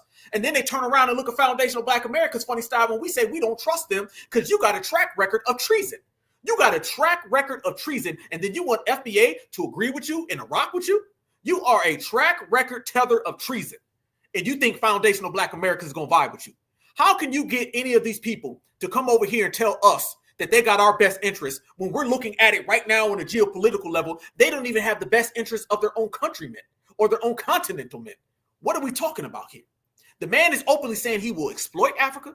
He's saying that he will get access to Africa. He mentioned minerals and resources by name. That's like somebody saying, I'm going to your house for access. And then he names your car by name. He names your television by name. He names your tennis shoes by name. This man is naming it by name what they want in Africa. Back in the old days, it used to be, oh, they're talking about A, but they really mean B. Y'all remember back in the old days, yeah, they'll say this, but they really mean that. He ain't playing no games. They used to lie about one of your resources. In Afghanistan, they really wanted the resources, the minerals in Afghanistan. They said it was about the Taliban. You see, they really wanted this, but they told you it was that. They lied about Afghanistan. In Africa, they ain't even lying. You know somebody does not respect you if they don't even have to lie about what they're coming to get from your house. This is why we're looking at it saying, Africa, it's time to stand on business. And we don't believe that they will because they're making the same telltale signs. The best indication of future behavior is past behavior. And you're looking at the scramble for Africa again. This is really the third one because you can go from the first one in the 1860s. You can go from the second one in the late 90s, early 2000s. And I believe this is the third one because it was really about China. Then Russia showed up. And then America said, oh, what about us too now? It doesn't look too good. It doesn't look too good at all. And he continues to talk that talk. But watch this right here. A lot of things are coming out, y'all. Watch this. It sounds like from your testimony that Africa's in trouble. 40% rise in terrorism. What's your most pressing need that you can tell us for what we can help you with? Senator, thanks for that question. My number one operational priority is protection of the force. And so as I stipulated in my opening statement, I focused on matching capabilities to the threat. When we match capabilities to the threat, it first calls for integrated air missile defense, and it calls for ISR. And other platforms would add to the capacity and capability of protecting the force. In close, the man talking about the weapons, fam. They lining up in Africa. Here you go, fam. This is just from a day or so ago. They're lining up in Africa, y'all. There you go. They're telling them this is how it starts. This is how it starts. They start talking that talk. They start saying, well, you know, we want this and this is what we need. And Africa's in trouble now. You see what they're starting to do, family. So doesn't that all coincide with that tweet that was made by Donald Trump? He said it. Big news coming out of Africa, where I am also involved in settling violent wars and conflicts. You have no intention on solving anything in Africa. You have an agenda in Africa. And it seems like everybody knows it except for the damn Africans. Come on. And y'all absolutely right. In Afghanistan, they wanted the opium. Notice, fam, and also the lithium. Okay? Go and actually type in lithium in Afghanistan. And all your cell phones, everything. Lithium and everything. They ended up getting lithium in Afghanistan. And they also clearly, everybody knows, they was protecting them poppy fields. They was protecting them poppy fields for 20 damn years. All right. And they used the guise of going after criminals, but really they wanted that damn opium and they got the lithium in the process. This is what they were doing. So they were out there truly coming up with all these different angles. And once they ended up getting those angles, they knew, oh man, we got them right where we want them. We got them right where we want them. There's nothing they can do about it. So now what we're watching, family, now what we're witnessing is them basically telling the world, yeah, we coming for Africa stuff. We're coming. And he's straight up just saying, he's like, yeah, hey, I'm taking it. I'm taking it. It's going to be mine. We're going to go home with it. We're going to rock with it. And then that's it. And it gets even further, fam. It's even furthermore. This right here is going to prove to everybody what we've already known as foundationals. Let me see if I got it up. Here we go. Repeat after me. I, and state your name.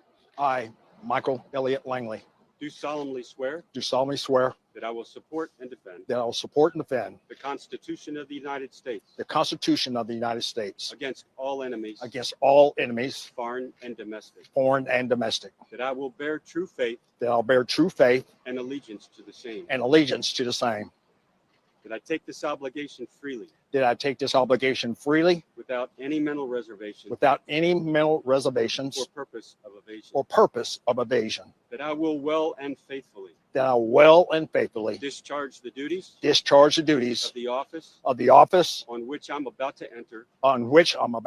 So help me God. Congratulations, General. Thanks, sir. Fam. You're seeing it all play out. You seeing the O's. They taking it. They like, here we go. Now everybody understands what is going on here. This is a clear description of what's happening in Africa, and the world is watching it right now. And you don't hear nothing. I'm going to say it. I got to bring it back, y'all. I got to do what I got to do. I got to be petty. I don't see Dr. Umar talking about this. How are y'all always missing what's going on in Africa? This is some serious stuff, and foundational Black Americans talking about it, but they not. Why certified foundationals talking about this, but everybody's skipping over it? Everybody got something else. You're too worried about what we over here doing. They're too worried about what foundational Black Americans are creating, but ain't nobody talking about none of that. Oh, yeah, it's about to go down. Absolutely. It's about to go all the way down. But there's some other things I wanted to bring up to the family. Y'all, check this out. And I got to go ahead and be that, because you're talking about people, again, who always somehow, some way find an avenue to insert foundational Black Americans in everything. And by the way, let me show y'all this right here. You can see right there in the map, okay? You can see clearly in the map that the reason why they are over there in the Ivory Coast and they're trying to get rid of everything that's going on is because they understand that American influence, that's going to take care of all of those leaders, and I use that term very lightly. That's going to take care of all of them. They're going to be good to go because once they come over here and they make deals with the United States, they Gucci. They Gucci. They make that deal with the USA. They go home. Everything is nice. They don't mind selling out their people. And look at this, man. This is just the saddest thing ever, y'all. But it goes to show you again, these people are sellouts. And this also is an indication of when you don't have terms for people who sell out, when you don't have terms for people who are COONs, this is what you get. Africa is starting to realize you've been in this game in the system of supremacy, and you've been out here playing. You've been out here joking around, and you ain't been taking this stuff serious. And a lot of that stuff is coming back to get them. Look at this, fam. Y'all seen it in the previous video that the guy was showing. Family, why in Africa are they over there giving this man an award? Look at this right here. Family, the man got an award. They gave him an award, y'all. You see what we talking about right here? They gave this man a full-fledged award for what? Why? The man who is going over there and he is coming to basically escort the United States of America into your hood, you giving him an award for it. Hey, come on over here. That ain't nothing different than the scramble of Africa, y'all. That ain't nothing different than the scramble for Africa. And they saying, come on in. Africans selling out Africans again. I'm going to tell you how this all connects to foundational Black Americans. This all connects to us from a distant way because we've been having to deal with these tethers and these people talking reckless to us. But I'm going to tell you how this all connects. It all simply connects, family, is because the way these people run around here, let me show y'all that. The way these people run around here and they're always talking about what we got going and what we're up to, that's going on in your homeland. See, fixing your homeland, it ain't just about you fixing your homeland in terms of running water or cleaning up the village. Y'all got some geopolitical military problems going on over there. When you talk about fixing their homelands, oh, it's way more than just dirt. It's way more than just filth. It's way more than just bushmeat. Y'all need to fix your homelands from top to bottom, from pillar to post. That's what you need to do. And until they do that, fam, it's always going to be in that aspect. So you're watching the same exact thing go on all the way across the spectrum, as we always say. Check this out right here, too. Let me show y'all. This is what I want to bring up because some people in the United States, they were protesting what's going on. And I need y'all opinion on this because I was thinking about it earlier, but I couldn't really come up with a final solution. So I was like, let me ask the family how they feel about this. There was some protests going on right here in the United States about what's going on over there. And let me ask y'all how y'all feel. This is about Trump and General Langley. Watch this. Here we go. Let me pull that down. Let me play it back. Watch this right here. Ladies and gentlemen, this is Intervlog. I said this is Intervlog. Today, we bring you one of the most serious reports we've ever covered. Wow. What happened on April 30th, 2025 will be remembered for generations. History was written not in Ouagadougou, not in Accra or Niamey or Bamako, but in the heart of the New York City, right in front of Trump Tower. C'est un honneur et c'est un plaisir de voir cette manifestation se dérouler ici à New York. Lorsque vous regardez, il y a toute une multitude de nationalités ici présentes pour supporter le Burkina Faso et également le président Ibrahim Traoré. On that day, supporters of Burkina Faso's fearless leader, the protector of African dignity. Freeze. So when you start talking about Burkina Faso, what you're talking about is right there. Right there, family. That is where you see the independent movement going on in Africa.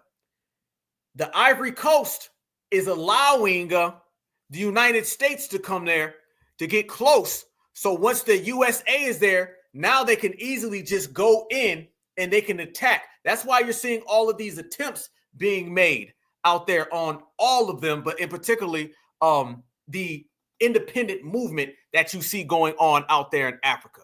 But not to sound less, I want y'all to notice something that these independent people say. Watch this, and they're talking about that right there.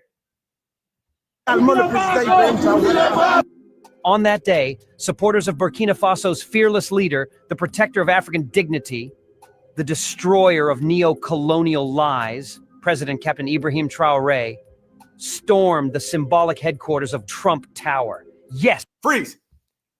Right there. They want Traore so bad, family. They want him so bad because he represents independence in Africa. Independence in Africa, that is a direct contradiction of all of the globalists. The globalists are clearly in bed with all of the leaders in Africa. So it all goes back full scale. All goes back full scale. And the more they want him and the more access that, quite frankly, they're receiving from all of those fake leaders, the more things are going to get very, very murky on that side. Very, very murky on that side. So this is why I always say, and I want y'all to think about, I'm just showing y'all that clip of them people out there protesting. Let me just say this real quick, and I got to be that guy. I got to be that guy because I got to bring all the different angles to the table. Isn't it funny that you got some of those people, okay, and their cause and what they're doing, I get it, okay, but here's the problem. First off, it's not just Donald Trump. You got a problem with the dominant society because let me tell you something. Every president will go, but the mandate about the resources in Africa, oh, that's bipartisan. That's bipartisan. That ain't no Republican Democratic issue. It could be Trump. It could be Biden. Biden had the same plan that Trump got. All right. Obama had the same plan. Look what they did to Libya. So just like a lot of these people who don't understand the way the political structure goes in the United States of America, these people are out here and they don't give a damn.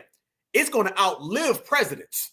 They got an agenda for what they want in Africa, how to stop China and Russia. And it don't matter whether you're Republican or Democrat, you're going to get on board straight up and down with that. But notice how, fam, what's the first thing they tell us when they come over here?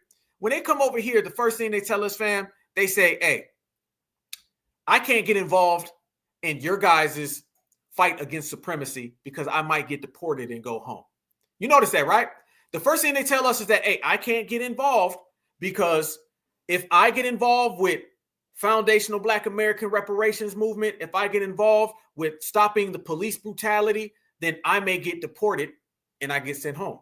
But have you noticed more and more and more, a lot of these Africans are coming over here and they're fighting in America for political issues. It's just none of ours. Notice that. Remember at the Super Bowl, that guy jumped out with the Palestinian flag and the Sudan flag? But if it was something about FBA, they say, hey, I cannot help you because if I do, I get deported and go home. They always tell us that if they ever get involved in something that we're doing in terms of activism, they can't help us because they don't want to risk deportation. But they never risk deportation when it comes to fighting for their own rights here in America. As a matter of fact, there has been an influx of, shout out to my brother Church, I see you, fam. There's been an influx of a lot of foreigners who've been coming to America fighting for their own issues over there in America. That's why Donald Trump and them start talking about cracking down in these schools. A lot of these schools are having these protests about things that have nothing to do with America. So these Africans will come over here and they say, hey, I'm washing my hands. I can't do nothing with foundational Black Americans because I don't want to risk getting deported. But they're quick to pick up a Sudanese flag, pick up a Palestinian flag. So you can do it. You just don't really want to help us because you want our position. So you see all of them right there talking about what's going on in Africa in the United States of America, but they'll never talk about what foundational Black Americans are dealing with here. So this is why we look at the situation and a lot of brothers and sisters saying you on your own. You on your own. And to be honest with you, this ain't 1990 and 1991. This ain't what's the word, Johannesburg. This isn't foundational Black Americans out there putting on the capes for anybody. Our hands are tied and our hands are full right here in America. Reparations is a very, very serious thing. And we ain't going to get reparations fighting for everybody. So the same way that the POCs and the minorities and the tethers, they all want help. But we say, hell no, foundational Black Americans, Africa going to have to do for Africa. I know Dr. Kubar and them want us to fly over there. And then let me say this too. Let me say this as well, fam. This is another reason why all the people talking about going on over to Africa, you going over to Africa, and it ain't just going to be the damn scammer that you're going to run into. You're going to run into a lot of these military problems going on. If Africa goes down the drain, and a lot of the things that you see happening with all these different people, don't be no Black American getting caught up over there. Don't be no Black American. Fam, now is the time more than ever to not be on some scam African Wakanda. You go over there thinking you're going to Wakanda and you get caught up in the geopolitical military conflict and the scramble for Africa part 3 with China, Russia, and America. It ain't going to be sweet. So all my brothers and sisters, we staying right here. This is going to be a hot, fun summer. And we're going to be hot and fun right here in the USA. It is time, family, to stay in the United States. I'm going to say that traveling the world is cool. And those who haven't traveled, I do recommend getting a chance to travel here or there. But I'm telling you now, the world ain't what it was 20 years ago. Somebody told me a long time ago, they said it used to be when Americans showed up to places, they would be like, okay, yeah, the Americans is here. It's like, we get the party started. Now when Americans show up, it's like, there go the Americans. Because there's a lot of spite. There's a lot of jealousy. There's a lot of envy. I'm going to tell you like my mom always say, hey, listen, I'm staying right here in America.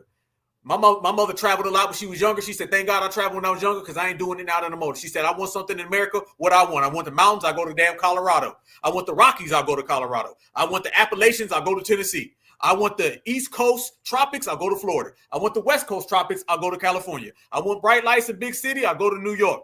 I want flat land and grass as far as you can see. I'll go to the plains. I'll go to the Midwest. I'll go to Indiana, Missouri, Kansas, Oklahoma. I'm Gucci gang. I want some desert. I'll go on down to Texas. You get it all right here in the United States of America. You get it all right here. You want some snow? You want some sun? Gotcha. What you want, fam? You want it all? You got it all here in America. It is definitely good to travel, but I'm telling everybody right now, the climate of the United States and the way things are going as a certified foundational Black American and how we've been really putting our print in the ground, it's best that we make sure that we focus right here and we stay good where we are at. And you get it all in America any goddamn way. I mean, nobody else really has the type of climates and the backgrounds, the scenery that we have. So it's very clear. So we stay here in Chicago for the snow. You feel me? That's what it is. I was just talking to my brother in Ohio. So I can talk to my brother right now. I'll be snowing. I'll be in Georgia and I'll be drinking a lemonade. And it'd be 88 degrees in December. And if I want some snow, I can go get it. I want the sun, I can go get it. I'll go out to the West Coast. However you want it, you got it. Because it's getting real out here. It's getting extra real. We were showing everything right here on this broadcast, fam. We showed everything going on in America. Now imagine outside of America. We done already broke down everything going on. You got Karens pushing over Pedros who are pregnant. You got the Mayo Society crashing completely out. You got a suspected Haitian tether in Florida who's arresting a Mexican lady saying that she's ICE, dancing on TikTok, responding to her own comments, absolutely out of her mind. You got the Democrats and the Republicans crashing out. What else you want? You want some African conflicts? You want to let Akon convince you that the motherland is Africa, and you go over there, and as soon as you get there, you see a big old Chinese truck pull up, then you see a Russian tank pull up, America fly by in a damn jet? Nah, I'm cool on that. I'm cool. But fam, that wasn't the end of it. That wasn't the end of it. Let me show y'all some more things that were going on over there. It's the same exact situations. And people are looking at it and they're like, nah. Some of the Arabic people, they're in there and they're saying, no, we need to remove ourselves. Watch this. There's a lot going on geopolitically. And Trump knew what he was doing. Trump put out that tweet knowing it would kind of go under the bridge. People wouldn't really acknowledge it too much. But I think we might be the only people right now. I know for a fact, fam, we the only people having this conversation right now. And it's good that we are, because we have to discuss these things, because they're going to always be people trying to Africanize us. Now is the time, fam. All that Africanization got to go. Watch this right here. All right. With Ibrahim Traore, the child of soil, child of Africa, child of unity. This Monday, 28th of April 2025, you are going to shut down any American embassy in any part of Africa. No American embassies must operate this Monday. If America wants to intervene into Africa, we are also coming out against them. They must get out from our African continent now. This Monday, you are wherever you are. You can be in Uganda, you can be in Kenya, you can be in Burkina Faso, you can be in Mali, you can be in Niger, you can be in Nigeria, you can be in South Africa. You are going to shut down that American embassy. And you will tell the Trump, get out from Africa. Nah, fam. Hold up. Nah, we got to go there. Don't listen to this man. See, this is how Africa always gets played. See, Africa is always in a position where people are vying for them and pulling them. You got one person pulling this arm, that arm, the leg. Now here comes some of these Middle Eastern people. Don't believe them people. Don't believe what that dude's saying, y'all. Don't believe what he's saying at all. See, somebody from Africa gonna see that and they're gonna be like, see, they got our back, y'all. No. What he's really saying is that I want Africa too. So we're gonna pretend to be supporting Africa, but in reality, you want the minerals and you trying to get your angle in. Don't believe none of that. That right there, dude coming out saying all that, that's all cap. Don't believe that for 1 second, family. Don't believe that for 1 second. Now, I guarantee you, because Africans are always looking for a friend. They're always looking, the Russians. Let me tell you one thing. We talk about the scramble for Africa. Let me tell you, you got different factions in Africa. You got the faction that agrees with America and thinks that they're the savior. You got the ones who agree with China, think that they're the saviors. You got the ones who agree with Russia, think that they're the saviors. And then you got ones who agree with Mr. Middle Eastern man, and he thinks they're the saviors. And remember, the Middle Eastern were the first ones to enslave the Africans with the Arabic slave trade. You see, and that's why all of North Africa, those places that you named, Libya, Morocco, Egypt, that's why they're all dominated by Arabic people. But those are originally African people. Y'all remember when Kevin Hart came out and he said the original people of Egypt were African, were black, and then they all got mad at him. Remember that? Don't believe what that guy's saying. That guy's capping all damn day long, every day. Every day. He's really being a real sneak guy who's trying to get in on Africa as well. He's only saying that for his own purposes. He's only saying that for his own purposes. And I promise you, some Africans are out there believing him. He said, you stay out of Africa. You tell America to go. You tell China to go. Then what you done did for Africa? What you done did for Africa? How much of a friend or an ally are you? Or are you only a friend and ally when you can get other people out? See, what he is, he don't want nobody eating off the Africa block because he been eating off the Africa block. That's what it is. Africa is always in the position where somebody is eating off of their resources.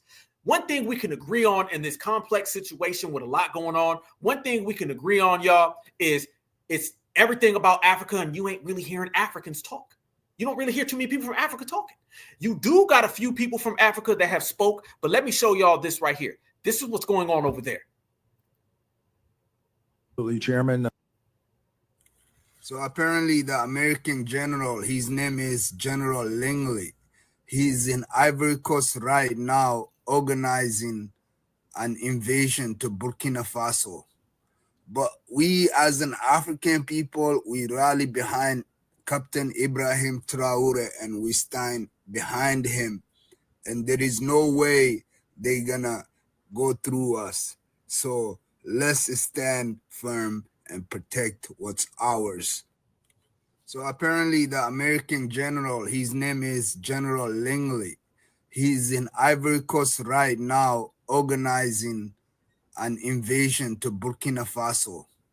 But we as an African people, we rally behind Captain Ibrahim Traore and we stand behind him. And there is no way they're gonna go through us. So let's stand firm and protect what's ours. So apparently the American general, his name is... Is the sound going in and out, family? I see some people say the sound was going out. The volume ain't go out. Yeah, okay. Some people say the sound is going out. Some people say it ain't. It is, it ain't. Okay. Okay. I hear it good. I'm listening to it on my phone. It sounds good. Uh-huh. How does sound on this one, fam? Because I can hear it good. I don't know. Sometimes YouTube be acting real funny style. Uh-huh. No, the sound ain't going out. Okay. Sound good? Sound good? Sound good? Okay. All right. Appreciate that. I don't know what anybody's talking about. Okay. Yes. Checkmate. There we go. So I don't know if y'all caught what this brother said.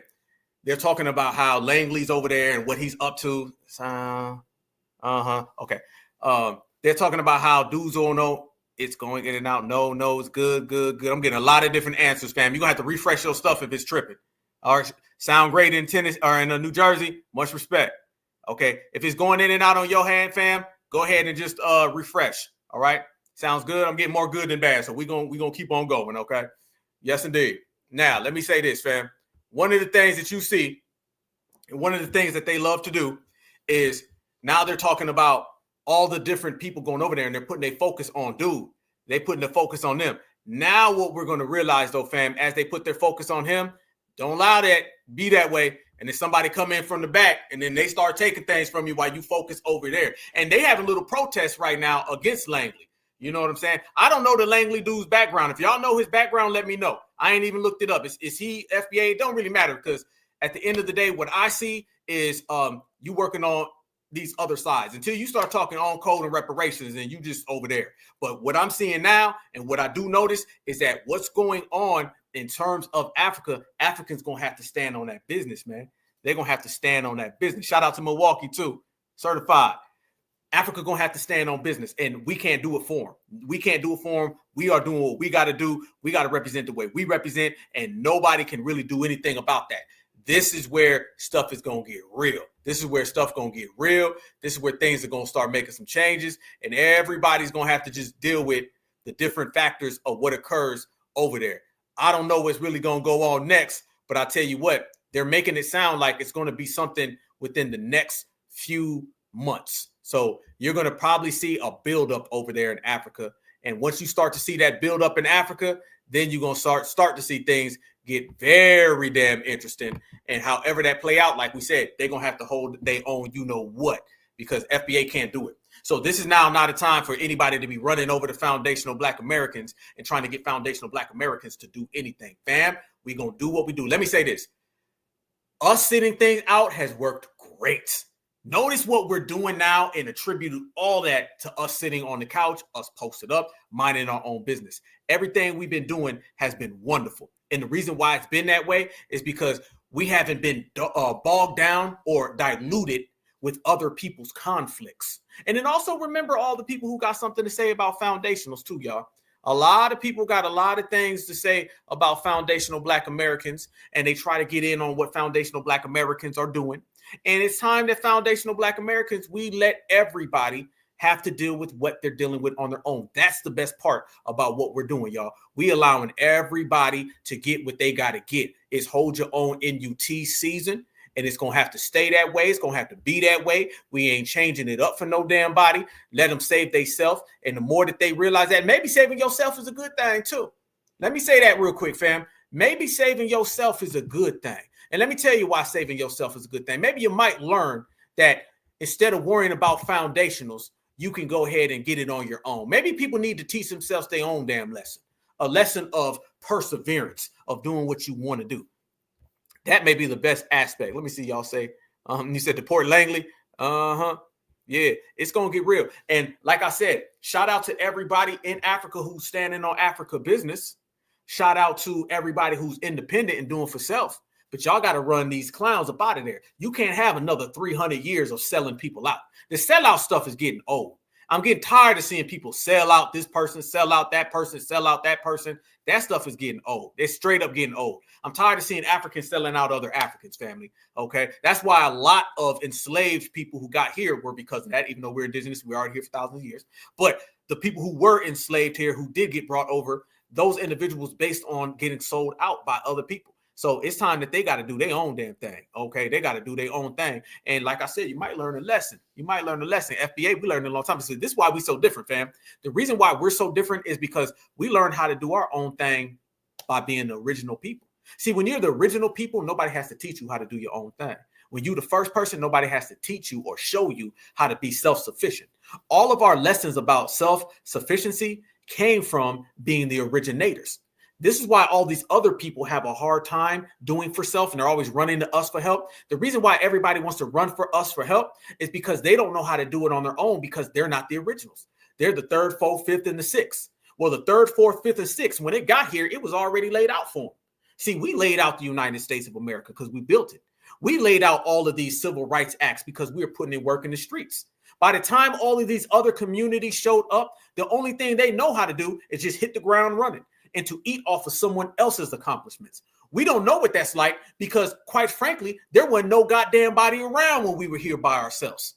When foundational Black Americans were here as the indigenous, the true indigenous people, it was just us. We learned self-sufficiency. When we were out in them cotton fields, we were out there by ourselves, self-sufficiency. When we built this whole goddamn country, self-sufficiency. There's a lot of perks from being a person who does things on their own. And we've been doing things on our own since day one. So that's the most beautiful thing. I mean, you know, when you're the ruler of the world, you know, you can get a lot of things. You know, you get free parking and you can get a lot more on top of that free parking. That's what it's like when you're a certified foundational Black American all the way. Let me show y'all some more things. As they try to get FBA on board, FBA don't fall for them games. FBA knows what time it is, and FBA is in the house. Remember we was talking about Mr. Kilmar Pedro. Remember that, right? Do y'all know the guy that they was trying to get us to put the capes on for? You had a lot of brothers and sisters was like, shit, send him home. They did a whole interview and started asking a lot of Black people how they felt about dude. And Black folks were saying, I don't feel nothing. Send him home. Let's go. Illegal immigrant. He was living in Maryland, designated MS-13 terrorist, and Donald Trump deported him. How does that make you feel? I feel safer. He gotta go. He gotta go. Need to go. I mean, that's it. But he was a father.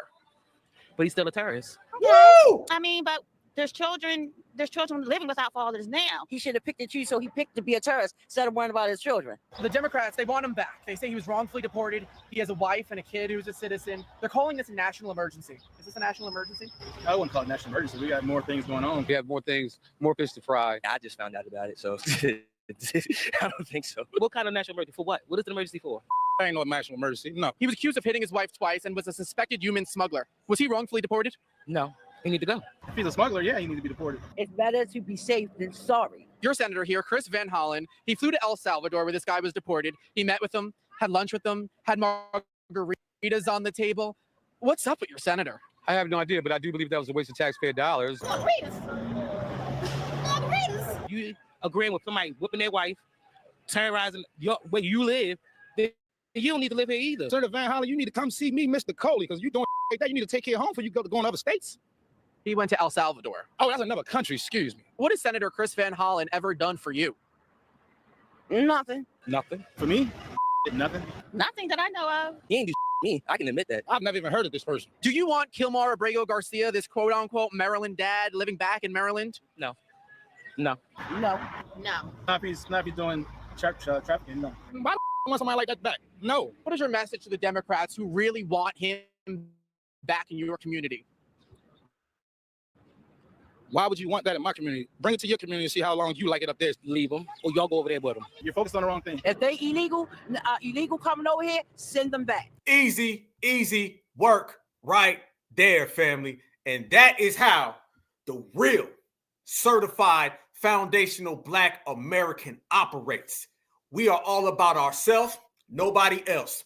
If you could handle your own, you be handling your own, and you wouldn't have to come to my home. But you ain't getting $1, you ain't getting a handout, you ain't getting assistance. All of the assistance was done 60, 70 years ago. So now you better get it on your own. If you look at foundationals, if you walk like foundationals, and you talk like foundationals, and you even want to steal from foundationals, then you should have been learning the lesson of being self-sufficient, because that's the FBA way.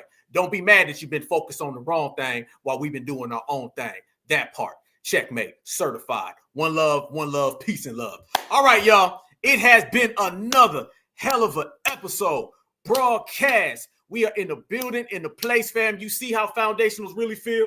That's what it is. They can come out here. They can try to get us on board with whatever they want to get us on board with. Brothers and sisters are on real brother and sister time. Nothing is going to get us to put on no capes for nobody. We in here doing what the hell we feel like doing. That part. You can send out all the vodka. You can send out all the Jimmy Bean. You can send out all the Punjabi passion, but you're going to end up crashing out just like we did Kamala. Kamala, peace out. Adios. You're gone. You're done. And we did that. No remorse.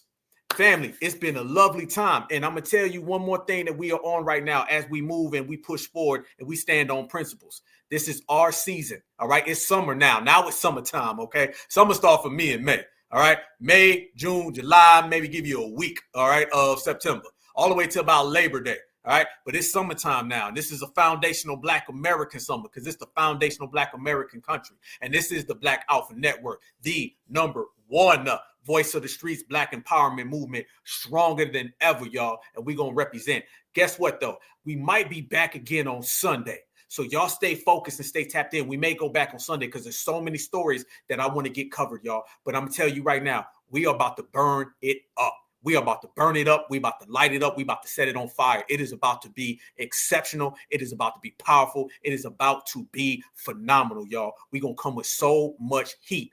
It's going to be on. Matter of fact, it's already on, fam, and we already out here grinding that part. So y'all stay good. Y'all make sure y'all tap in. We coming in and out, fam, and we're going to continue to show much love to the people. We're going to take this to another level. We're going to take this to another notch, and we're going to go ahead and submit everything. Matter of fact, damn that. We ain't going to submit everything, family. We're going to flaunt it because we already got it, and we got it one of a kind, 110. Y'all stay good. Y'all stay lovely. Y'all stay faithful. Make sure you take care of yourself. Buy land. Absolutely. Shout out to you, sister. Much respect to you. FBA all day. Much respect. We ready. I see you, my sister. Absolutely. One love, man. Love y'all with a passion, family. Yes, indeed. You said it started in April. Then it started in April. You feel me? We going to run this thing all the way live, man. I'm feeling good right now. I'm happy. I'm motivated. It's great to be a certified. I love being a certified. I love my FBA family. I love all y'all in the chat. I see the emojis, the fire, the microphones, and we're going to be mic dropping on all these people. Yeah. So we'll be back here on Sunday. As a matter of fact, let's go ahead and pop that off. We're going to be back here on Sunday because we got more things to talk about. But fam, we're going to be loading them up. We're going to have some spaces. We're going to panel my brother Church. Church, I'm going to holler at you, brother. We're going to set some things up, fam. Some panels and stuff. That's my good brother. Y'all make sure y'all subscribe to him. Shout out to my brothers. Shout out to all my sisters, all y'all loved ones. Y'all stay good. We out here. Y'all stay power tooled up. Y'all stay shining. Y'all stay gleaming, walking your own glory, your own faith. And when we show up, everybody got a part and get out the way. Hold your own NUTs because you can't get none of these. FBA, we stamp, sign, sealed, and delivered. There it is. All right, y'all. Much love and respect, man. I'm so fired up. I'm so turned up, man. We can do what we want to do, how we want, because the world is ours, man. But no matter what, no matter how it is, always remember that black is beautiful and beautiful is always black. That's peace and love, peace and love, peace and love. 110. Peace I want the whole damn world to hear this. And that is that foundational black Americans. We didn't just build America. We created America. We're made in America. That's right. We're born in America and raised in America. We're from America, so we love America, and they not like us. We run America. Certified blue.